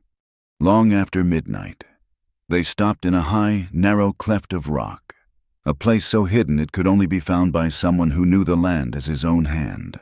The horses, lathered and heaving, drank from a small, hidden seep of water. Eliza slid to the ground, her legs giving way. She was alive, she was free, and she had the proof. She unwrapped the red leather book from her shawl and stared at it, her knuckles white. Ash built a small fire, a warrior's fire, smokeless and hot, tucked between 3 stones. The small flames cast a dancing, intimate light on the rock walls. She was shaking, a deep, racking chill of delayed shock. He said nothing. He simply sat, feeding small, dry juniper twigs into the flame. He handed her his canteen. She drank. The water was metallic and cold. "You have it," he said. It was not a question. She nodded, clutching the book to her chest. "They killed my father. Ash, this proves it. He was not in debt. He was a partner. Maddox stole his claim." "I know," Ash said, his face grim in the firelight.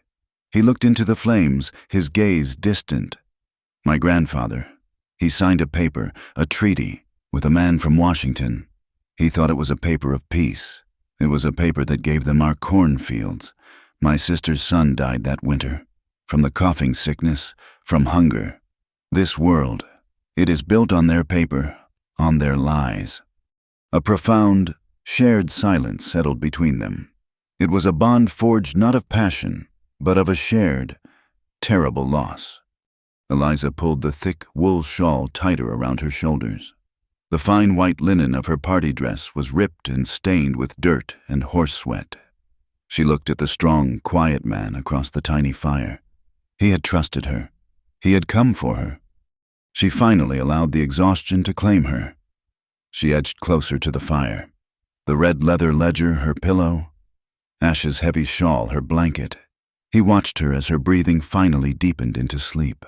He stayed awake, his rifle across his knees, a silent guardian in the darkness, standing watch over the woman who had jumped from the flames. The dawn broke cold and gray over the high canyons. Eliza woke with a start. The red leather ledger clutched to her chest. For a disorienting second, she was back in the burning ballroom, the smell of lamp oil and fear in her nostrils. Then she saw the granite walls of the high cleft, the smoky scent of juniper and ash, sitting motionless across the dying embers of their fire, his rifle across his knees. He had not slept. "They will be hunting," he said, his voice flat. He did not look at her. "Let them," Eliza said. The voice that came out was not her own. It was hard, clear, and devoid of the terror of the night before. She had jumped from a 12-foot balcony, fired a rifle, stolen the proof of her father's murder, and slept on the ground in a torn dress. The woman who had arrived in Dustwater 6 weeks ago was gone. She untied her makeshift sash and laid the 2 ledgers on the flat rock between them. Ash's shipping manifest, with its cold accounting of guns and bribe money, and her father's red leather journal, with its story of partnership and betrayal. "We have it, Ash," she whispered, her fingers tracing the faded gold tooling on the red leather. "It is all here. Proof of the payments. Proof he stole the Black Altar claim." Ash nodded, his face grim. "Paper," he said, his voice heavy with the skepticism of his ancestors. "Your world runs on this paper, but this paper is only powerful if we can show it to someone who will listen." "The army," Eliza said, standing up, her body aching.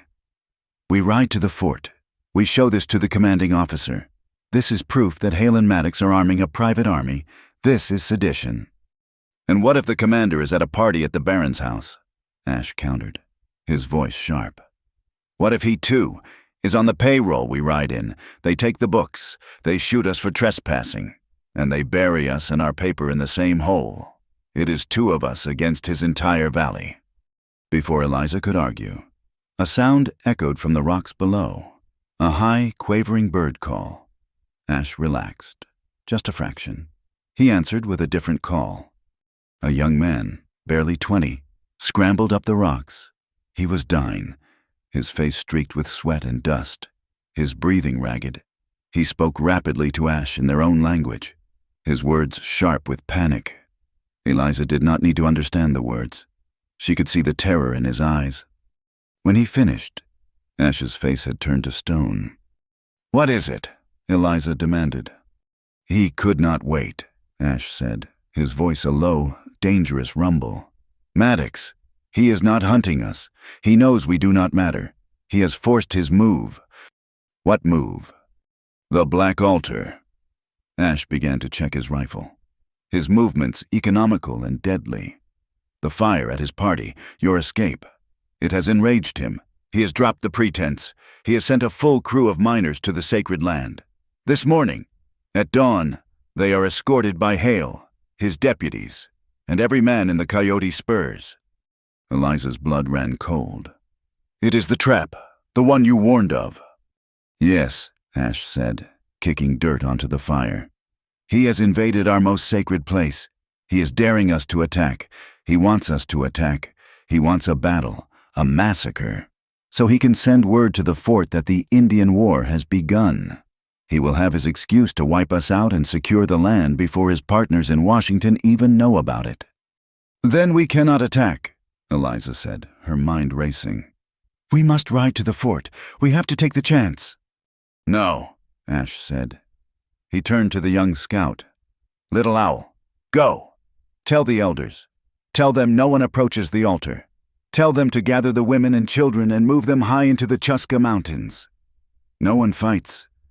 Not yet." Little Owl nodded, his young face tight with a warrior's discipline, and disappeared back down the rocks. "What are we going to do?" Eliza asked, pulling the heavy wool shawl, her only protection, tighter around her. "We cannot fight his rifles," Ash said, "so we must fight his lie. He has created a story of a savage attack. We must find a way to record his real story, and I know how." He went to his saddlebag and pulled out a strange, clumsy device. It was a wooden box with a large brass horn, a hand crank, and a small needle set over a cylinder of dark, brownish wax. "What is it?" Eliza stared. "A white man's trap," Ash said. "A man from the east came through here 2 summers ago, trying to steal our songs. He called it a recorder. He left it when his wagon broke.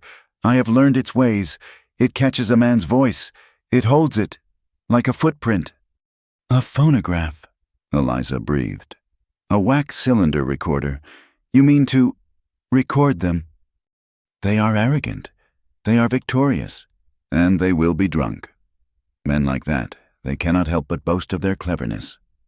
He packed the machine with impossible care. "We are not going to fight. We are going to listen."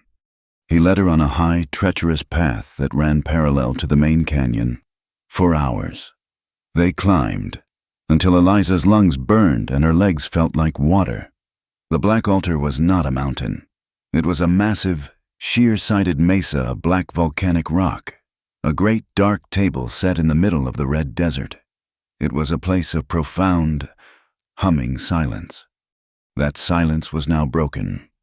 From their perch, a narrow ledge hidden by twisted juniper, they could see the mining camp.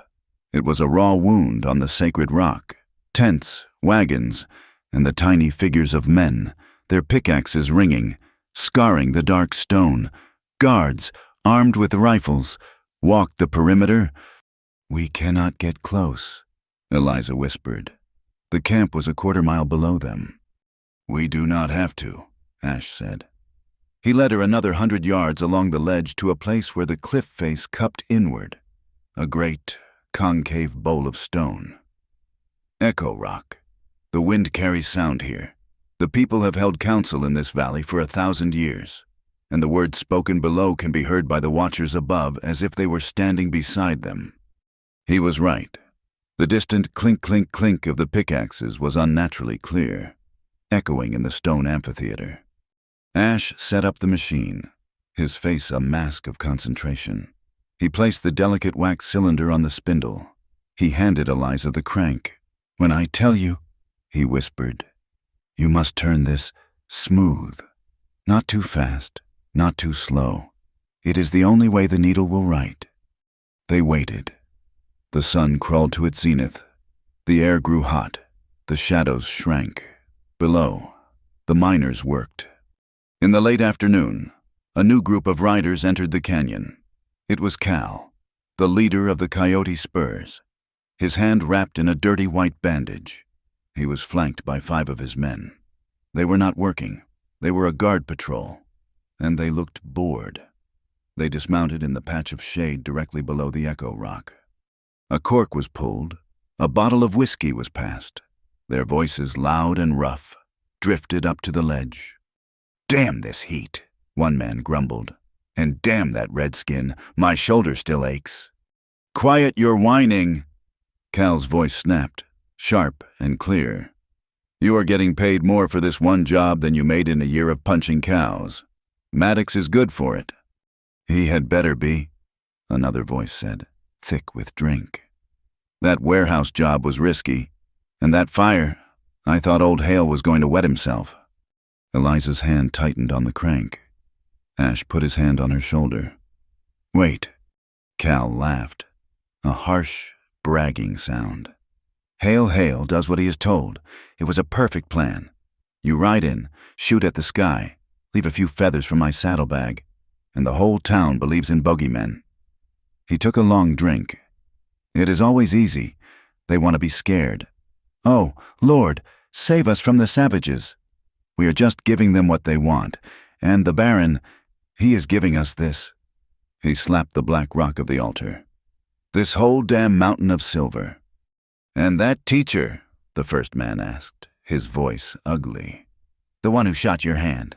Cal?" "That bitch," Cal spat. "She is dead. She has to be. She and that Indian. She thinks she is smart with her books, but she is just dead." Eliza's eyes met Ash's. He nodded. "Now." Eliza began to turn the crank, her motion as smooth and steady as a clock. The needle bit into the wax, etching the voices, etching the truth. They had it. They had the confession. A pebble skittered on the ledge above them. Ash was moving before the sound stopped. He shoved Eliza flat, shielding her with his body, his rifle already at his shoulder. A shot exploded from the ridge above. The bullet, whining like a furious insect, ricocheted off the brass horn of the recorder. "There!" a voice shouted. It was not Cal. It was Sheriff Hale. "Up on the ledge, it is them get 'em." Hale had not been in the camp. He had been sweeping the ridges, hunting. Gunfire erupted from 2 positions, Hale and his men above them, and the Coyote Spurs, now scrambling from the canyon floor below, firing up at them.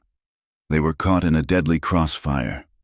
"Go!" Ash yelled, firing twice at the men below, forcing them back to cover.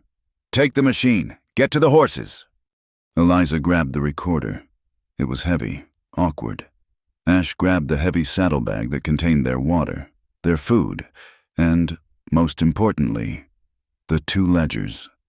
He pushed her ahead of him, back along the narrow ledge. A bullet slammed into the rock where Ash had just been. He stumbled. The impact tore the saddlebag from his grasp. Eliza watched in horror as the heavy bag, containing her father's journal and the shipping manifest, tumbled end over end.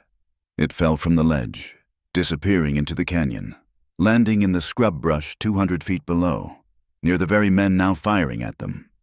"No!" she screamed. "The proof! All of it! Gone!" "It is just paper!" Ash roared, grabbing her arm and pulling her forward. "Live, run!" Another bullet hit the stone by his head, sending fragments stinging into his cheek. He grunted, firing back at Hale's position. They rounded a corner of rock, scrambling. They were pinned. Hale and 2 men were advancing along the ridge, blocking their path to the horses. Suddenly, a rifle cracked from a new position. It was Little Owl. The young scout had not retreated as ordered. He had come back, providing covering fire from a third angle. "He has bought us time," Ash gasped, grabbing Eliza. "We have to move." They were exposed. Hale saw them.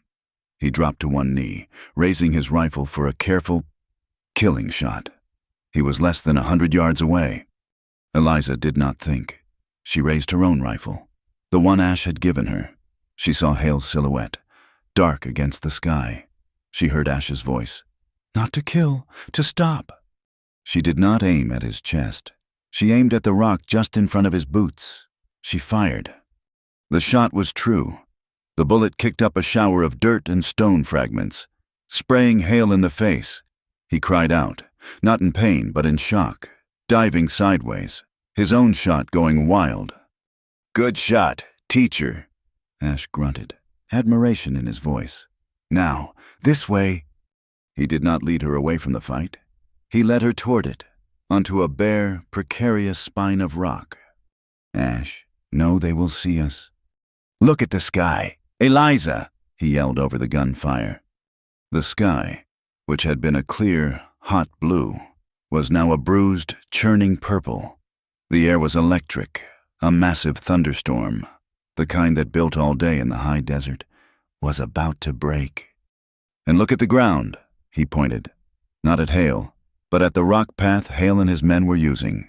It was riddled with fresh blast holes, the rock cracked and unstable from the miners' illicit work. As if summoned, the first deafening crack of thunder split the sky. It was not a rumble, it was a physical blow.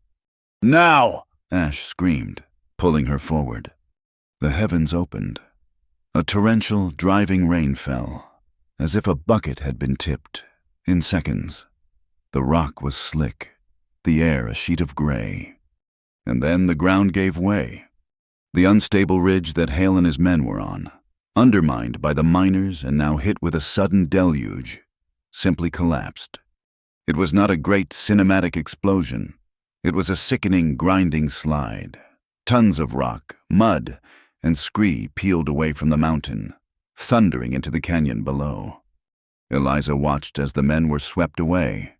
They were not killed, but they were carried down, lost in a river of mud and rock, their path to the ridge completely obliterated. The landslide had cut them off. Ash had seen it. He had known the blasting had weakened the rock. He had used the storm. "Come," he said, his voice grim. "Little Owl is hurt." They found the young scout near the horses, clutching his side. He was breathing, but his face was pale, and a dark stain was spreading across his shirt. They mounted, Ash lifting the wounded warrior onto his own horse.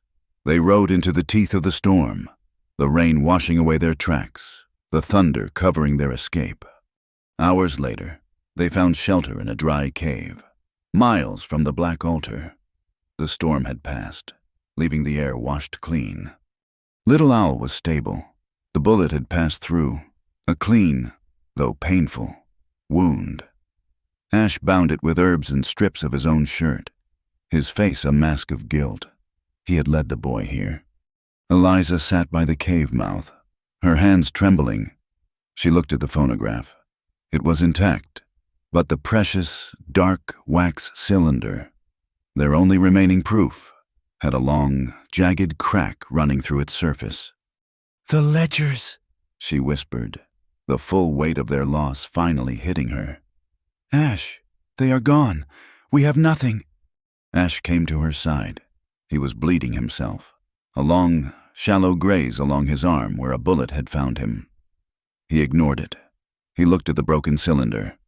"No," he said, his voice quiet. "They have the paper. We have the voices. We have the truth." They rode back to Dustwater in the gray, watery light of a new day. The storm had washed the world clean, but it felt like a violation, a scouring that had taken their best weapons with it. Little Owl, the young scout, was alive but weak, slumped over Ash's horse. Eliza rode beside them, her torn white dress a mockery, Ash's heavy shawl her only comfort. The phonograph was tied securely to her own saddle, a clumsy, ridiculous burden that now held their only hope. The town was a wreck. The single street was a river of ankle-deep red mud. Awnings were torn, windows were broken, and the warehouse that Hale had set ablaze was a smoking, skeletal ruin. The landslide at the Black Altar had been so great that the tremor had been felt even here. People were emerging from their homes, not with anger, but with a dazed, hollow-eyed fear. They looked like survivors of a war. Maddox and Hale were already back. They had ridden through the night, their clothes caked in mud, their face black with fury. The story they were spinning was already spreading. The Dean, led by the renegade Ash, had attacked the new mine. They had caused the landslide, a dark ritual to their pagan gods. They had kidnapped the schoolteacher, and Hale's heroic posse had been nearly wiped out trying to save her. Eliza and Ash knew they had only one chance. They could not wait. They could not hide. The ledgers were gone. The truth now rested on a cracked piece of wax and the courage to speak. They did not ride to the jail. They did not ride to the fort. They rode to the center of the town. Ash helped Little Owl down, handing him into the care of May, the saloon owner, who had emerged onto her boardwalk, a shotgun cradled in her arms. "Get him inside, May," Eliza said, her voice hoarse but carrying, "and lock your door." May looked at the wounded boy, then at Eliza's ruined dress, and her face hardened. She nodded, helping the boy inside. Ash strode to the town bell outside the burned-out schoolhouse. He took the rope. He began to pull. It was not the frantic, panicked clang of a fire or an attack. It was a slow, steady, funereal toll. Dong, dong, dong, a summons. People came. They emerged from the general store, the boarding house, the blacksmiths. They were drawn by the sound, by the sight of the teacher, looking like a wraith, and the dying warrior, standing beside her, mud-stained and bleeding from a dozen small cuts, his rifle held loosely at his side. Reverend Miller came, his Bible clutched in his hand. A few of the independent ranchers, men who grazed their small herds on public land and hated Maddox's fences, drifted in, their rifles held with a casual readiness. Then, the opposition arrived. Sheriff Hale appeared, his face a mask of controlled rage, his hand resting on his pistol. He had 8 men with him, the remnants of the Coyote Spurs and his deputies, all of them muddy and spoiling for a fight. They fanned out, creating a loose, menacing circle around the small gathering. Finally, Baron Maddox himself walked out of the bank. He was immaculate. He had already bathed and changed into a fresh black suit. He looked calm, powerful, and deeply annoyed. "This is a pathetic display. Miss Whitmore," he called out, his voice carrying over the square. "The town has suffered enough from your hysteria. Sheriff, arrest this man," he pointed at Ash, "for attempted murder, kidnapping, and insurrection." Hale's men took a step forward, their rifles raising. "No," Eliza's voice, sharp and clear. "Stop them." She stepped up onto the platform of the town well, so everyone could see her. "No one is being arrested. We are having a meeting, a trial, right here, right now." The crowd murmured. This was madness. "We have been told lies," Eliza shouted, her voice shaking but gaining strength. "We have been told the Dine burned the warehouse. We have been told they attacked the payroll. We have been told they are savages, so that we would sign a petition to have them moved." Maddox laughed, a rich, patronizing sound. "And what is your evidence, my dear, the word of a woman who was clearly—" He paused, letting the insinuation hang. "Overwrought. The word of this murderer." He gestured at Ash. "Where is this proof you claim to have the ledgers you stole? Did you, perhaps, misplace them?" He knew the ledgers were gone, buried under 100 tons of rock and mud. He was savoring his victory. "The ledgers are gone," Eliza admitted, and a collective groan went up from the small group that had hoped she was right. Maddox smiled. "But we have something else," she said. "Mister, Maddox, you said you wanted to bring order. We want to know about your order. The order that sends men to fire guns at an empty wagon at Red Gap. The order that plants evidence at a fire you set yourselves. These are insane accusations, Maddox bellowed. Are they? Ash's voice, low and calm, cut through the noise. Mr. Felton, will you step forward? A man at the back of the crowd, a nervous, thin man in a ruined suit, pushed his way forward. The crowd parted. I cannot stay silent, the man stammered, his eyes on Maddox, terrified. Felton, Maddox snapped. You are finished in this territory. I am finished anyway, Felton cried, his voice gaining a desperate strength. I was Baron Maddox's chief mining engineer. He ordered me to blast new tunnels 3 weeks ago. I told him it was impossible, that the claims were dry, and he showed me a map. He ordered me to blast under the reservation line, into the Black Altar. I told him it was illegal. It was sacred land. It was not on his grant. And he said, Felton's eyes filled with tears of rage.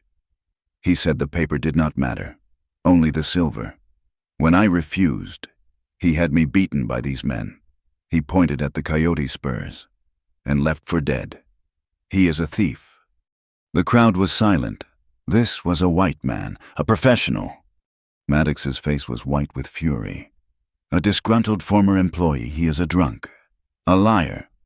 He is not the only one who will speak today, Eliza said. She nodded to Ash. Ash stepped forward and placed the phonograph on the well platform.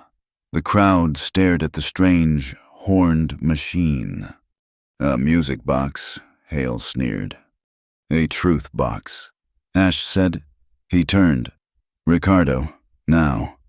A young Mexican man, the town's mechanic and fixer, hurried forward. He was carrying a small pot of hot shellac and a tiny brush. He had been waiting in the saloon. He looked at the cracked cylinder, his face grim.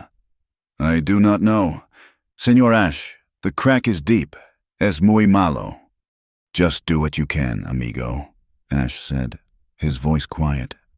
While Ricardo worked with deft, trembling fingers, painting the hot resin along the crack, Hale's men shuffled nervously. This is a circus, Hale shouted, growing impatient. Maddox, give the word. Let them play, Maddox said, his voice smooth again. He was curious. He was arrogant.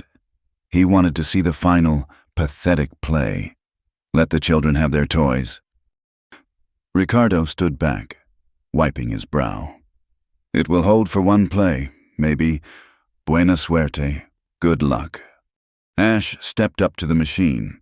He placed the delicate needle at the edge of the wax. He looked at the crowd. He looked at Hale. He looked at Cal, whose bandaged hand was resting on his new pistol. He began to crank the handle. A terrible, scratching hiss filled the square. It was the sound of a broken world.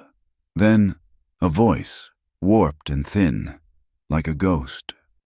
So damned easy. The needle hit the crack, a loud pop and a skip. Feathers from my saddlebag. Cal's face went pale. He knew his own voice. And town believes? Bogeymen. The needle found a clean groove.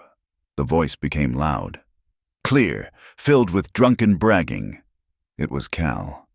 Unmistakable. We are just giving them what they want, and the Baron. He is giving us this whole damn mountain of silver. The recording ended in a hiss. The silence that followed was absolute. Cal stood frozen, his mouth open. Every eye in the square turned from the phonograph to him. It was not Cal who broke. It was Jeb, the young spur who had been with him in the canyon, the one who had survived the landslide. He had been standing with Hale, his face already pale. Now, he fell to his knees, his rifle clattering on the mud. He is right, Jeb sobbed, covering his face. It is true.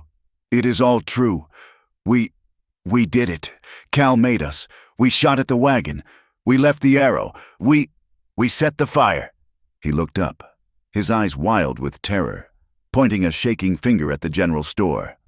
"I did not want this, the ammo. It is under the feed store, Hale's private stock.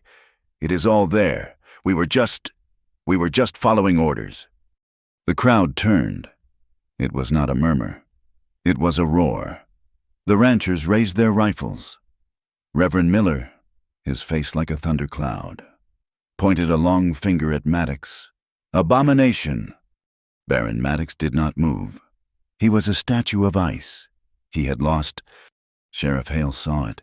He saw the ranchers, the preacher, the angry faces of the townspeople. He saw his own men. Jeb on his knees. Cal frozen in terror. The others looking around, their loyalty evaporating. He saw his world ending. He panicked. He did not run. He did not surrender. He grabbed the person closest to him, the cause of it all. With a snarl, Hale lunged, his arm wrapping around Eliza's throat, yanking her backwards off the well. He dragged her into the mud, his other hand pressing his pistol hard against her temple. "Everybody back!" Hale screamed, his voice a raw, terrified shriek. "Back, or she dies, I swear to God! I will kill her, Maddox. Get me a horse. Get me out of here." The square froze. The ranchers lowered their rifles. May, on her balcony, stifled a scream. Baron Maddox looked at the scene. He looked at Hale, his useful tool, now a liability. He looked at Eliza, his intended, now his destroyer. He made his choice. Without a word, he turned, his two personal guards falling in around him, and began a calm, measured walk back toward the bank, and to the horses he kept behind it. He was cutting his losses. Eliza was frozen in Hale's grip, the cold mud soaking her, the steel of the pistol pressing into her skin. She could smell Hale's sweat, a rank odor of fear and whiskey. Across the square, 30 yards away, Ash stood. He had not moved. His rifle was already at his shoulder, steady as the rock of the mesas. He was not looking at Eliza. He was looking at the gun. Eliza saw his eyes. He saw hers. He breathed out, slowly. The shot was a single, deafening crack. Hale screamed. It was not a scream of pain. It was a scream of pure, animal terror. The pistol, still pressed to Eliza's head, did not fire. It exploded. Ash's bullet had struck the hammer and the cylinder of the revolver. The metal, unable to contain the impact, shattered. The gun was a ruined piece of shrapnel. Hale collapsed, screaming, his arm falling away from Eliza as he stared in disbelief at his hand. A mangled, bloody ruin of flesh and bone. He had been disarmed, cleanly and terribly. Eliza fell forward into the mud, gasping. The spell was broken. May and the other women surged forward, pulling Eliza up, surrounding her. A wall of wool and fury. The ranchers moved in, their rifles leveled, surrounding the sobbing Jeb, the paralyzed Cal, and Hale, who was now just a man, writhing in the mud, his power gone. Ash walked slowly across the square. He did not look at Maddox, who was now mounting his horse, his face a mask of cold hatred. Maddox locked eyes with Ash for one long second, a promise of future vengeance. Then he spurred his horse and, with his guards, galloped out of town. Ash stopped, standing over the pathetic, whimpering form of Sheriff Hale. He chambered another round, the shuck-shuck sound echoing in the sudden quiet. He did not raise the rifle to kill. He just stood there, a judge and executioner who had chosen mercy. Reverend Miller stepped forward, his face grim. "Sheriff Hale," he said, his voice booming, "you are under arrest by the authority of the citizens of Dustwater for conspiracy, arson, and attempted murder." They had won, or they had survived. Hale was captured. The coyote spurs were broken. The ammo cache was theirs, but Maddox, the head of the snake, was free. His money and his connections still a potent threat. The law, Eliza realized, was still a fragile thing they would have to build themselves. From the ground up, out of the mud. The victory in the town square was thin and brittle. It felt less like a triumph and more like a pause. A single held breath in the middle of a war. Sheriff Hale was locked in the blacksmith's forge, the heavy door barred by a wagon axle. Jeb and Cal, the captured coyote spurs, were bound in the livery stable, their confessions having been repeated. Sober this time, to Reverend Miller and the ranchers. But Baron Maddox was gone, and as the muddy, exhausted town of Dustwater faced the morning, a new, more profound fear began to settle. Maddox was not just a man. He was a power. He had money. He had connections. And he had the unblinking patience of a spider. Eliza, Ash, May, and Reverend Miller gathered in the Ruby Slipper Saloon. It was the only building large enough and central enough to serve as a makeshift command post. Eliza, her dress still stained from the fight, her hair a tangled mess, huddled by the cold stove, clutching Ash's shawl. "He will not just ride away," she said, her voice a low, rough thing. "He will not abandon the Black Altar." "He will go to the fort," Ash said. He stood by the window, watching the empty, muddy street. He had tended to Little Owl and then returned, a silent, grim shadow. "He will not use his own name. He will use the telegraph. He will send word to Santa Fe, to Washington. He will claim the town is in open rebellion, led by savages. He will say we have murdered his lawman and taken his property. But we have the prisoners." Reverend Miller argued, his face gray with fatigue. "We have Jeb's confession. We have the phonograph. We have a cracked piece of wax." Eliza countered. "And the word of a known criminal. Maddox has a bank vault full of silver. His word will be heard long before ours." As if summoned by his name, a rider was spotted, a lone man coming fast from the east, from the direction of the fort. He was not Maddox. He was a soldier, a cavalry trooper, his blue uniform dark with hard riding. He did not slow.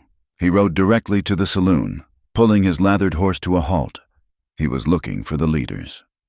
Ash stepped out onto the boardwalk, his rifle held in the crook of his arm. "I am carrying a message from Major Harding at Fort Defiance," the trooper announced, his eyes wide as he took in the state of the town, the armed ranchers, the barred forge, "and I am to deliver it to Mr. Baron Maddox, or his representative." "Maddox is gone," Eliza said, stepping out beside Ash. "We are the representatives of this town."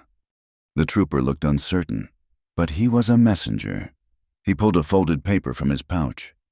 "Baron Maddox telegraphed the fort 3 days ago, before his party. He warned the major that the Dine were planning a major uprising, and that he feared the town, in its panic, might lose its head. He requested a peacekeeping force." The room went cold. "3 days ago," Eliza whispered. "He was planning this all along. The party was just a celebration before the army arrived."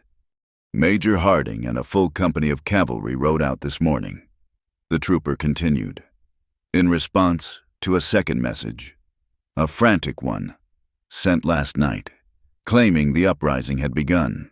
The teacher had been kidnapped, and the town was under siege. They are less than 3 hours away." The trap had never been about the Ledgers. The true trap was the United States Army. Maddox had not fled. He had simply gone to meet his escort. "They are coming here," May said, her voice flat. "And they will believe him." "Yes," Ash said. "He will ride in with them. He will point to Hale, his murdered lawman. He will point to us, and the soldiers will do his work for him." A new, frantic energy filled the room. The ranchers argued for a fight. The Reverend argued for prayer. Eliza looked at Ash. His face was calm, but his eyes were alive with a terrible, clear-seeing anger. "This is his final move," she said. "He will retake the town, and he will still want his prize. He will still want my name." Ash nodded slowly. "He will try to finish the game, in front of everyone." The lookout shouted, "Riders, a column! It is the army!" They came, as promised. 50 men in blue, their carbines unslung, their faces hard and dusty. They moved with the grim efficiency of an occupying force. At their head rode a gray-haired man with a thick mustache, Major Harding, and beside him, on a fresh black stallion, rode Baron Maddox. Maddox looked as if he had just stepped from a bath. His suit was clean, his beard trimmed. His face was a mask of grave, troubled concern. He looked like the victim. "Major," Maddox said, his voice ringing with authority. "This is as I feared. The town has been overrun. That man," he pointed at Ash, "is the renegade Nahazani Bege. He is the leader, and that poor woman, Miss Whitmore. They have held her captive for 2 days." "What is this?" the major demanded, his pistol in his hand. "Who is in charge here?" Reverend Miller stepped forward. "Major, there has been a terrible misunderstanding. We are not rebels. We have uncovered a criminal conspiracy." "Silence," Maddox roared. "Major, this man is part of it. They have imprisoned the town's legal authority. Sheriff Hale is their prisoner." Harding's face hardened. "Release the sheriff. Now, lay down your arms, all of you. This town is under martial law by authority of the United States Army." It was over. The ranchers, facing 50 trained soldiers, slowly, bitterly, laid their rifles on the boardwalk. The army had the guns. Maddox had the army. Soldiers burst open the forge, and Sheriff Hale, his hand crudely bandaged, stumbled out, playing the part of the wounded hero perfectly. He pointed a shaking finger at Eliza. She led them. She bewitched them." "Major, that is a lie," Eliza cried out. Maddox rode his horse slowly, directly in front of her. He looked down, his face a mixture of pity and steel. "Eliza, my dear, it is over. You have been through a terrible ordeal. This savage has twisted your mind, but I am here. I will protect you." He dismounted. The entire town, now prisoners in their own street, watched. "Major," Maddox said, turning to Harding, "this situation is volatile. The town is divided. The only way to restore order, to show that civilization has returned, is to finalize the arrangement I spoke of, the union that will secure this valley. We will proceed with my wedding. Now. Today." Eliza stared at him, horrified. He was not just winning. He was rubbing their faces in the dirt. He was going to take her, his prize, in front of the very people who had tried to stop him. "This is madness," Eliza whispered. "This is peace," Maddox countered, his voice low. "For her alone. Or you can refuse, and I will have this entire town, starting with your friend May, and the Reverend, and every rancher who raised a gun, arrested for treason.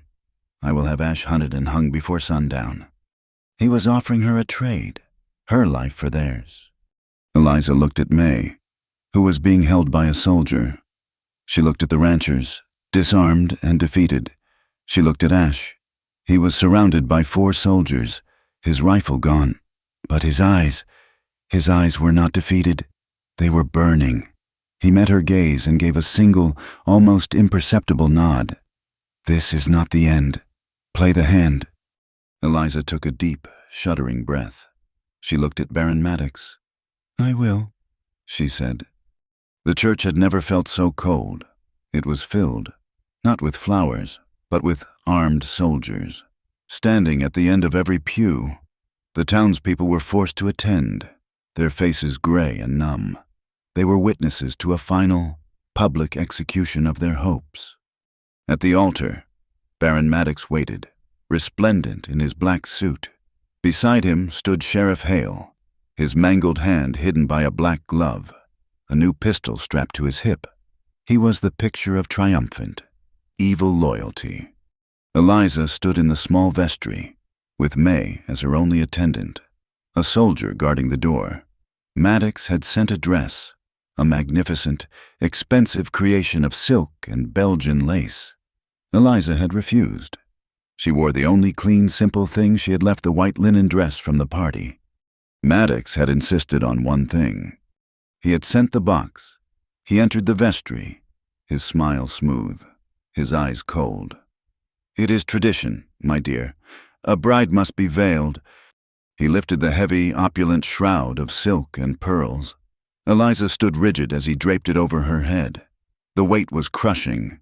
The delicate netting obscured her vision, a silken cage locking her away. "Perfect," Maddox whispered. "Now, let us bring peace to Dustwater." She walked the aisle alone. Her feet felt like lead. She saw the faces of the town, blurred and distorted through the netting. She saw the soldiers. She saw the cold, satisfied face of Hale. She reached the altar. Maddox took her hand, his grip possessive, a brand. Reverend Miller stood before them, his Bible open. His face was as pale as death. He looked at Major Harding, who stood in the front pew, a stern, official witness. "We are gathered here today," the Reverend began, his voice trembling with a mixture of fear and rage, "in the sight of God, to join this man and this woman." "Stop!" The voice was not loud. It was quiet, clear, and absolute. Every head turned. Ash Begay stood in the open doorway of the church. The sun was at his back, turning him into a dark, powerful silhouette. He was not bound. He was not flanked by soldiers. He was alone. The 4 men who had been guarding him were nowhere to be seen. He had moved like smoke, as he always did. "What is this?" Major Harding barked, his hand moving to his pistol. The soldiers in the aisle raised their carbines. "This is an abomination," Ash said. He did not look at the soldiers. He began to walk down the aisle.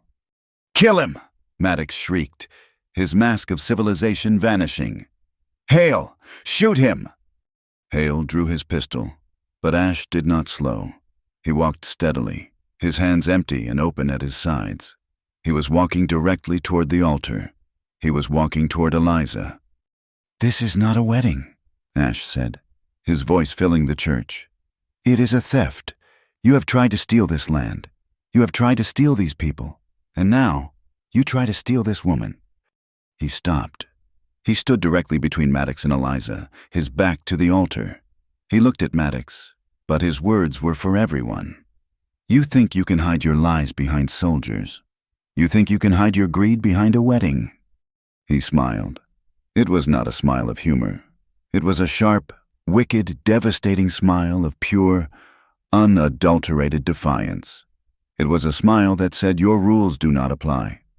"And you think," he said to Maddox, "that this cloth makes her yours."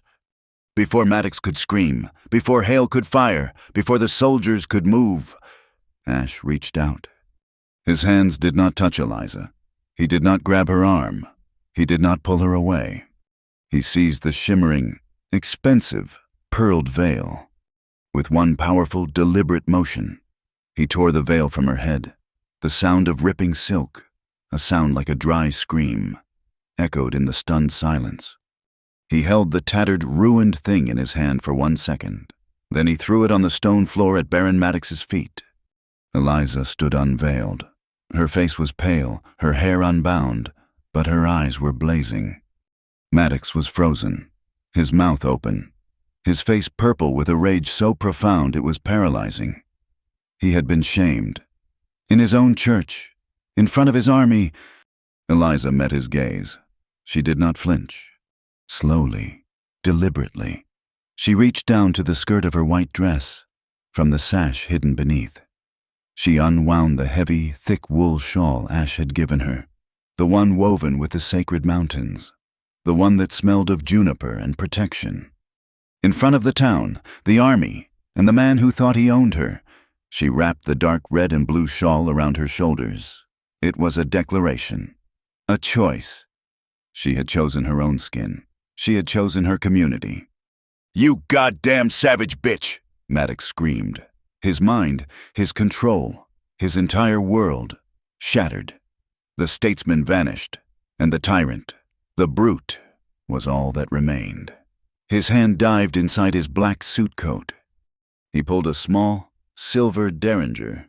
He aimed it, not at Ash, but at Eliza. "The church erupted," Major Harding shouted. "No!" Sheriff Hale, seeing his master's intent, drew his own pistol, aiming it directly at Ash's chest. Ash moved. He was not a man. He was a force, like lightning. He did not lunge for Maddox. He lunged for Hale. It was one single, fluid, impossible motion. He seized Hale's wrist, twisting it brutally. A bone snapped. The gun fired, the bullet going harmlessly into the ceiling. As Hale screamed, Ash tore the hot pistol from his mangled, gloved hand. At the same instant, Maddox fired his derringer. The small bullet hissed past Eliza's ear. She had not even had time to duck. Ash did not hesitate. He now had a weapon. He did not aim at Maddox's chest. He did not aim at his head. He aimed at the tiny silver gun in Maddox's hand. Ash fired the pistol he had taken from Hale. The roar of the shot was deafening. Maddox screamed. A high, thin sound. The derringer struck dead center, exploded in his hand. A cloud of shattered German silver and splinters of walnut. Maddox staggered back, clutching his own ruined, bloody hand, staring at it in disbelief. He was disarmed. He was defeated. Silence. Absolute. Stunned silence. The soldiers stood, their carbines half raised, their eyes darting from Maddox to the Major, to Ash, utterly unsure of who the enemy was. Major Harding was the first to move. He had seen it all. The civilized Baron, pulling a gun on an unarmed woman at the altar. The savage, disarming, not killing. He strode forward, his face a mask of thunder. "Baron Maddox," Harding said, his voice shaking with contempt. "You are under my protection, but it seems it was this town that needed protection from you." He looked at Hale, who was cradling his broken wrist, and at Cal and Jeb, who were cowering in the pews. "Arrest these men." The soldiers, relieved to have a clear order, moved, seizing Hale in the spurs. Baron Maddox, clutching his bloody hand, his suit stained, his face a mask of pure, uncomprehending hatred, looked at Eliza. He looked at Ash. "This is not over," he hissed. "It is," Ash said, his voice quiet. He let the pistol fall from his hand, clattering on the stone. He was done with it. Eliza stepped down from the altar. She walked past the soldiers. She walked past Maddox. She faced the people of her town. Her voice, clear and strong, filled the church. "My name is Eliza Whitmore," she declared. "I am the teacher of Dustwater. I am not property. I am not a prize." She looked at Maddox, her eyes filled not with hate, but with a cold, clear pity. "And I will say this, so that God and this army and every one of you hears, no man, no law, no threat of violence can ever force a woman to a marriage she does not choose." She turned. She walked down the long aisle, her head high, the dine shawl brilliant against her white dress. Ash fell into step beside her. Together, they walked out of the church, past the stunned soldiers, and into the bright, clean sunlight of the street. The wind, always blowing through Dustwater, picked up the tattered, ruined scrap of the silk veil. It blew it out the church door, tumbling it in the red dust. It cartwheeled across the street, a ghost of a lie, until it finally snagged. It caught on the rough, splintered wood of the simple cross that marked the first grave in the church cemetery, a grave from a child lost to fever. It hung there, flapping softly, a tattered white flag of surrender. The church emptied in a strange, stunned silence. The soldiers, their authority broken, looked to Major Harding, who looked at the two people walking away into the sunlight, his face a mixture of fury and profound, grudging respect. "Major," his lieutenant said, his voice quiet. "What about Maddox?" Harding's eyes snapped back to the present.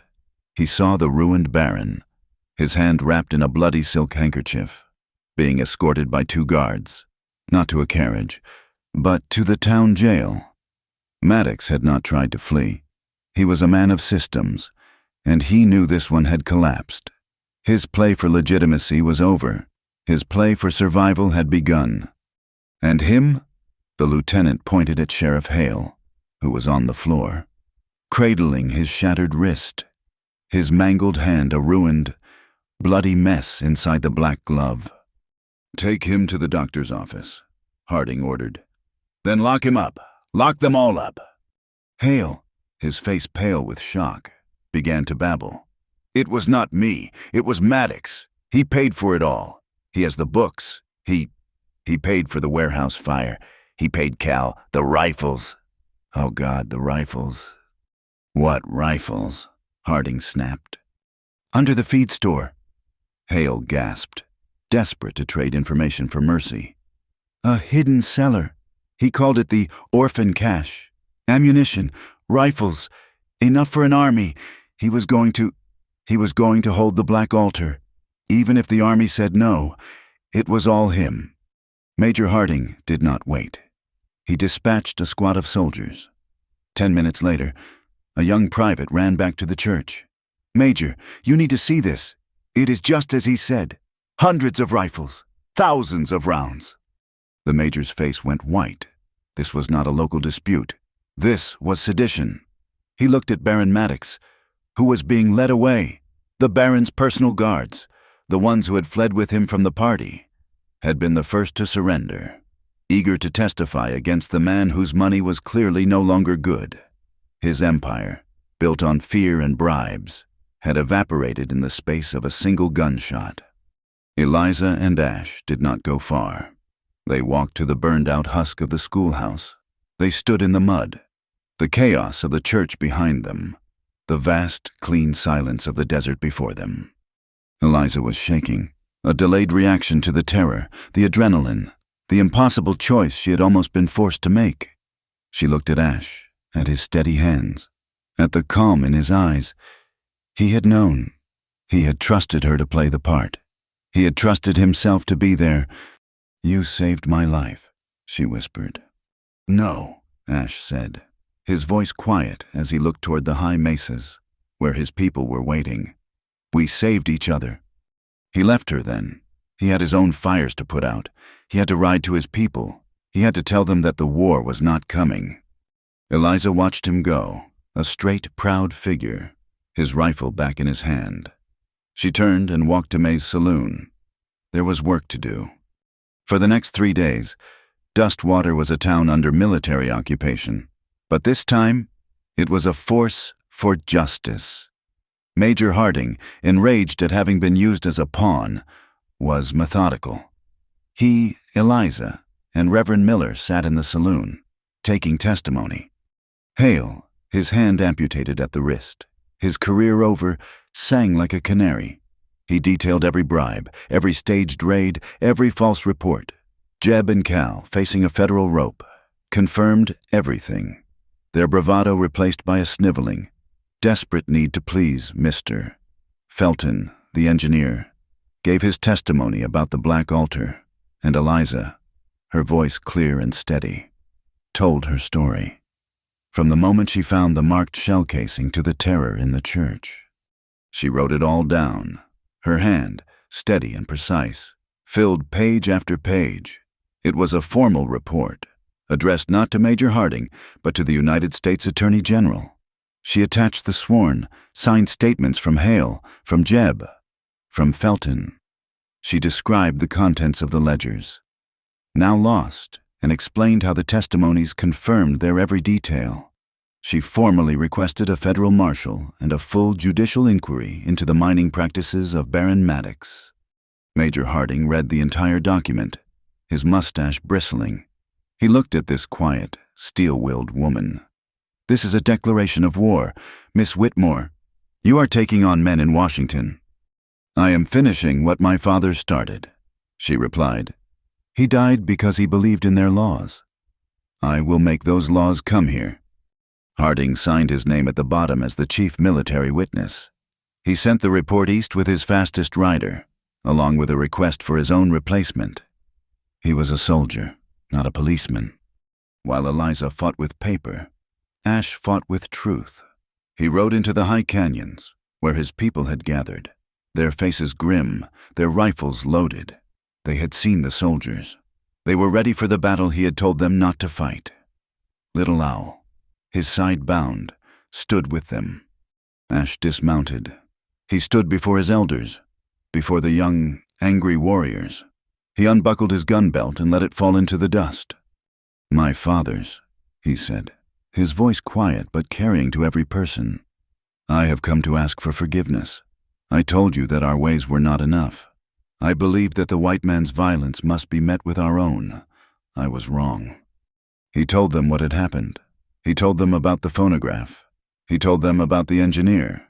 He told them how the soldiers had stopped. Not because of bullets, but because they heard the truth.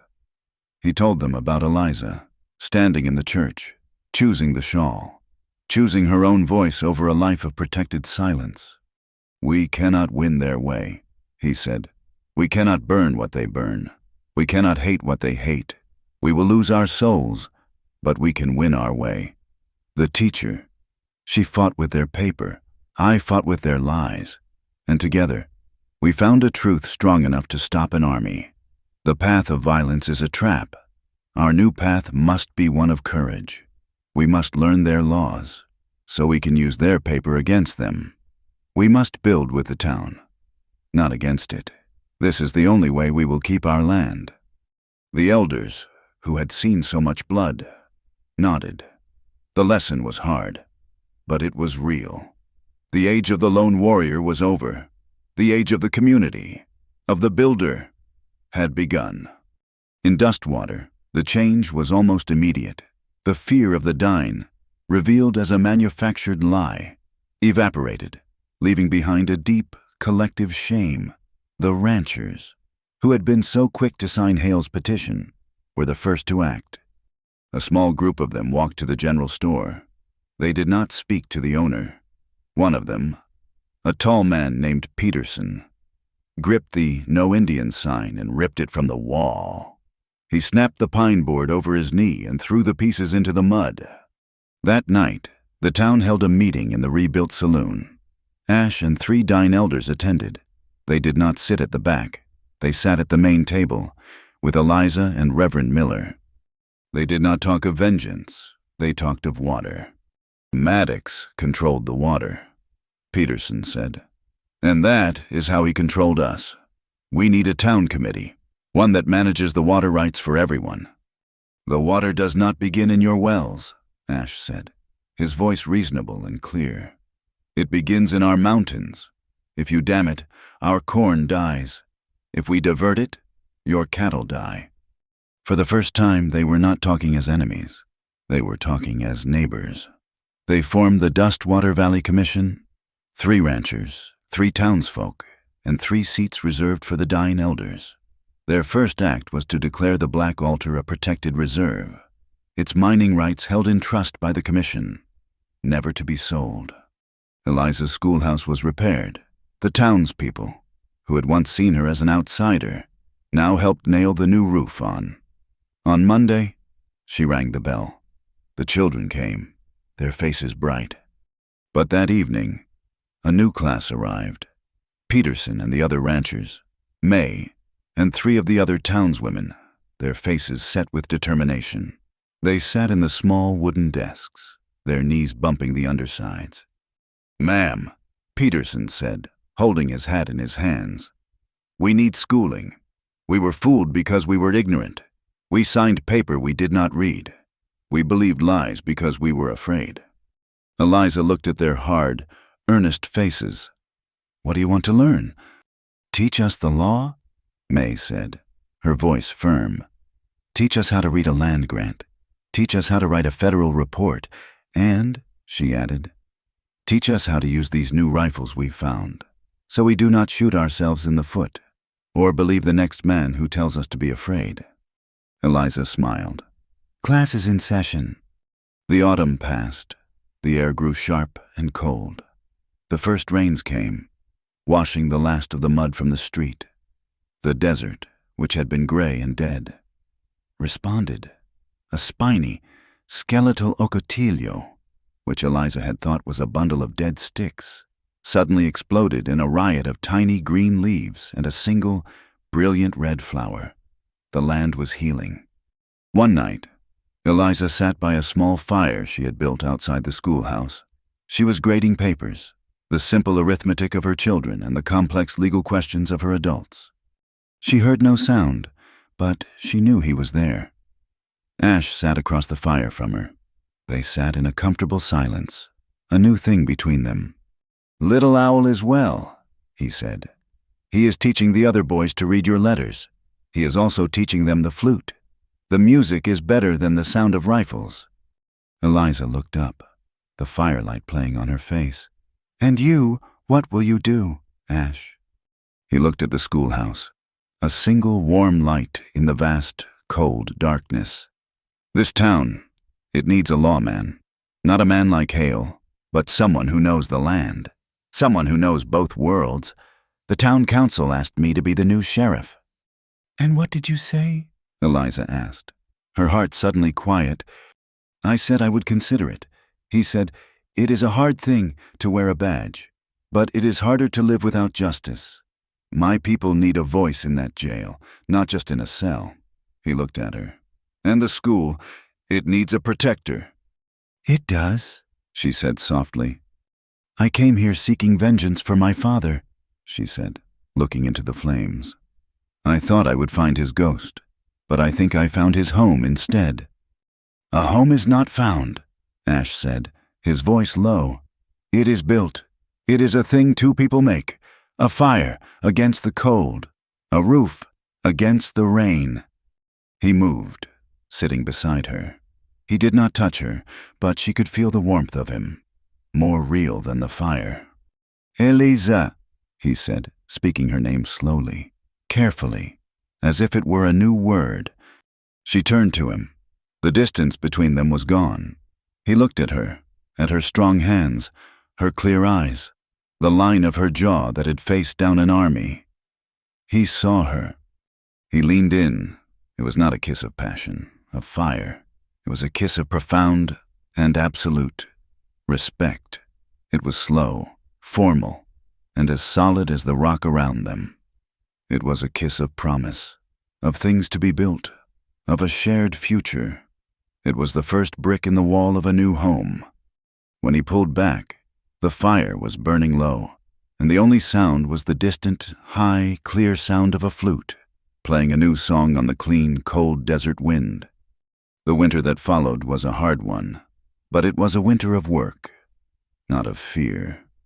Major Harding and a contingent of 20 soldiers remained in Dustwater, a stabilizing presence that had evolved from an occupying force to a temporary and surprisingly cooperative local government. The telegraph lines, once Maddox's private weapon, now hummed with messages to Santa Fe and Washington, D.C. It was nearly 3 months before the federal investigators arrived. They were not soldiers. They were quiet, severe men in dark eastern suits, their faces pale and unaccustomed to the high desert wind. They carried briefcases heavy with warrants and federal authority. They came to the saloon, which had become the permanent town hall, its whiskey barrels rolled aside to make room for a long table. Eliza, Ash, Reverend Miller, and Peterson, the rancher, sat waiting for them. Ash wore the simple silver star the town council had insisted he wear. He was their sheriff now, a bridge between two worlds. The lead investigator, a man named Thorpe, unrolled a proclamation. His voice was as dry as the paper he held. By the authority of the United States Attorney General, based on the report filed by Miss Eliza Whitmore, the testimony of Major Harding, and the full confessions of former Sheriff Hale and his deputies, Baron Maddox is indicted on federal charges of sedition, conspiracy to defraud the government, arms smuggling, and attempted murder. He produced a second, heavier set of documents. The charter for the Dustwater Bank is revoked.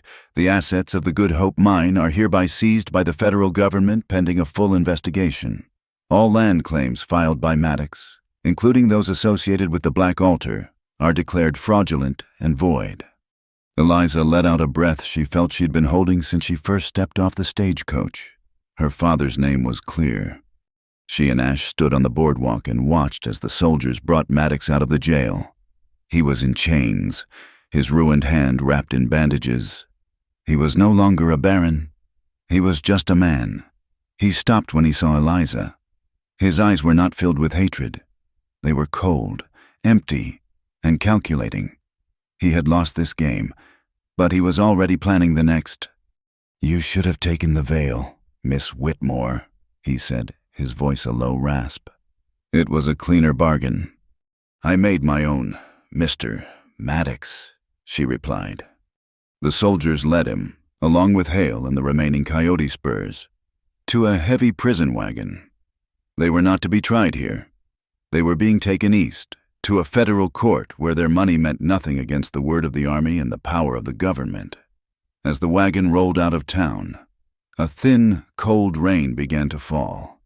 It felt like the land itself was finally washing the stain away. The spring came, and the desert bloomed with a violence of color Eliza had never thought possible. The ocotillo, the yucca, the pale, fragile cactus flowers. The land, freed from the long winter, was erupting in life. The town, too, was No, it was being born. For the first time. With the threat of Maddox gone, and the army's presence shrinking to a single, friendly liaison, the people of Dustwater and the Dine gathered. It was not a meeting. It was a celebration. They called it Reconciliation Day. The main street, once a channel of mud and fear, was closed to horses. Tables were brought out from the saloon, from the church, from the boarding house. The "No Indians" sign was a sour, distant memory. It was a true fair. The ranchers, who had once hoarded their livestock, now bartered fairly, trading wool and beef for the silver and turquoise jewelry the Dine artisans brought down from the mesas. May had organized a bake-off. Little Owl, his side fully healed, played his flute, and the string quartet, who had fled Maddox's party, had been hired by the town. They sat in the center of the street, tentatively playing a folk tune, and were soon joined by the rhythmic beat of a Dine drum. The music, like the town, was hesitant, strange, and beautiful. The children, white, Mexican, and Dine, chased each other, their laughter the loudest sound on the street. They knew the truth sooner than the adults that a game was just a game, and a friend was just a friend. In the center of it all, Ash and Eliza stood. They had decided against a formal wedding, the church, the vows, the piece of paper. It all felt like a trap. It was the language of the world that had tried to break them. They wanted something else, a promise. They gathered their community, both communities, in the open air. Reverend Miller stood on one side of them. He who remembers, the Dine elder, stood on the other. Eliza wore a simple blue dress she had sewn herself. Ash wore a clean shirt and denim trousers. He wore his badge. They stood before their people, not as a bride and groom, but as two partners. Eliza spoke first, her voice clear in the quiet. "When I came to Dustwater, I was looking for the past. I was a guest, then I was a victim, and then I was a witness. Now, I am a citizen. This town and this land and these people have taught me that a home is not a place you find. It is a thing you build, every day. You build it with work, and you build it with truth." Ash looked at her, then at his own people, then at the ranchers. "My people have lived here since the beginning of time," he said, his voice resonating with the quiet authority of the mesas. "We knew the land, but we did not know our neighbors. We lived in fear, and we met violence with violence. That was the trap. This woman," he nodded to Eliza, "and this town. You have shown me a new path. A shared well is stronger than a stone wall. A shared voice is stronger than a rifle." May stepped forward, her face, for once, not cynical, but soft. She held Ash's heavy red and blue wool shawl. He who remembers took it from her. He did not drape it over Eliza. He draped it over both of them, wrapping it around their shoulders. A single, warm shelter that bound them together. Then Eliza held up her hand. She was holding a length of white silk ribbon. It was the veil, the one from the church, the one Ash had torn. She had gathered the ruined pieces. She had spent the long winter evening stitching it back together, mending the tear, turning the symbol of her oppression into something new. She did not put it on her head. She held it out. "This," she said, her voice thick, "was a cage, a thing to hide a woman behind, a symbol of a bargain I would not make." She handed one end of the long, repaired ribbon to Ash. He took it. His large, calloused hand closed over the delicate silk. "And this," Ash said, touching the heavy shawl that covered them, "was a shield, a thing to stand within, a symbol of protection." Together, they took the mended white ribbon. They did not tie a knot. They simply wrapped it, binding his right hand to her left, the wool shawl covering their joined hands. "Now," Eliza said, her eyes locked with his. "It is a connection, a bond we both choose, freely." Reverend Miller stepped forward. He did not read from the Bible. He simply placed his hand over theirs. "Go in peace. You are partners in this new life." He who remembers touched his hand to Ash's shoulder, and then to Eliza's. "You have built a new home." He said, "Walk in beauty." They did not kiss. They simply stood, bound by wool and by silk, by the choice of two worlds, under the wide, open sky. The letter she wrote to her aunt in Boston was the last one she would send for a long time. She sat in the schoolhouse, which now had a new wing, built by the ranchers, to house the adult classes. "Dear Aunt Mary," she wrote, "you will be pleased to know the men who ruined my father are facing federal justice. His name is cleared. The investigators have informed me that his original partnership in the Black Altar claim will be honored, and that I am, by their laws, a very wealthy woman." She paused, looking out the window. Outside, she could see Ash. He was not wearing his badge. He was ankle-deep in mud, working with Peterson and two of his own Dine cousins. They were digging the new irrigation channels, building the community water system, a network of shared streams that would feed the town wells and the Dine cornfields alike. It was hard, backbreaking, and joyful work. Eliza picked up her pen again. "I have instructed them to decline the inheritance. My payment is here. I will keep my name. Eliza Whitmore. It is a good name, and I will honor it as the teacher of this valley. But my home, my true home, is here. I am not a bride. I am not a widow. I am Ash's partner, and we have so much work to do." Their love was a mature thing, a thing of labor, not of leisure. They were building. The schoolhouse was hers. The water system was his. A new building, the town clinic, was being raised by the saloon, funded by May and run by a traveling doctor who had agreed to stay. And the town defense was no longer a posse. It was a team of rangers, 4 Dine and 4 ranchers, led by Little Owl, who patrolled the entire valley, ensuring the water flowed fairly and that no new barren mattocks would ever rise. The sun rose over the high mesas, painting the sky in shades of pink and gold. A new house, a small, strong adobe structure, sat on the ridge overlooking the town, halfway between the white world and the Dine world. It belonged to both. On the porch, tied to a wooden pillar, a strip of mended white silk fluttered in the clean morning breeze. It was not a flag of surrender. It was a flag of peace. From the town below, and from the ridges above, came the sound of laughter. The children, carrying their lunch pails, were walking together down the path to the school. Eliza stood on the porch, a cup of coffee in her hand. Ash came and stood beside her, his warmth a familiar, solid presence. They watched the children. Far to the west, a line of dark clouds, the promise of a future storm. was gathering on the horizon. The desert was always teaching. Eliza looked at the clouds, then at the man beside her. She felt no fear. "A storm is coming. Ash," she said. He took her free hand, his fingers lacing with hers. He did not look at the horizon. He looked at her. "I know," he said, his voice calm and strong. "We will stand together. Thank you for listening to this story. We would love to know where you are tuning in from. Please share your thoughts in the comments below so we can all connect. If you enjoyed this, please subscribe to our channel, Wild West Tales, and give this video a like. And please support us by hitting that hype button. It really helps this story get heard by more people.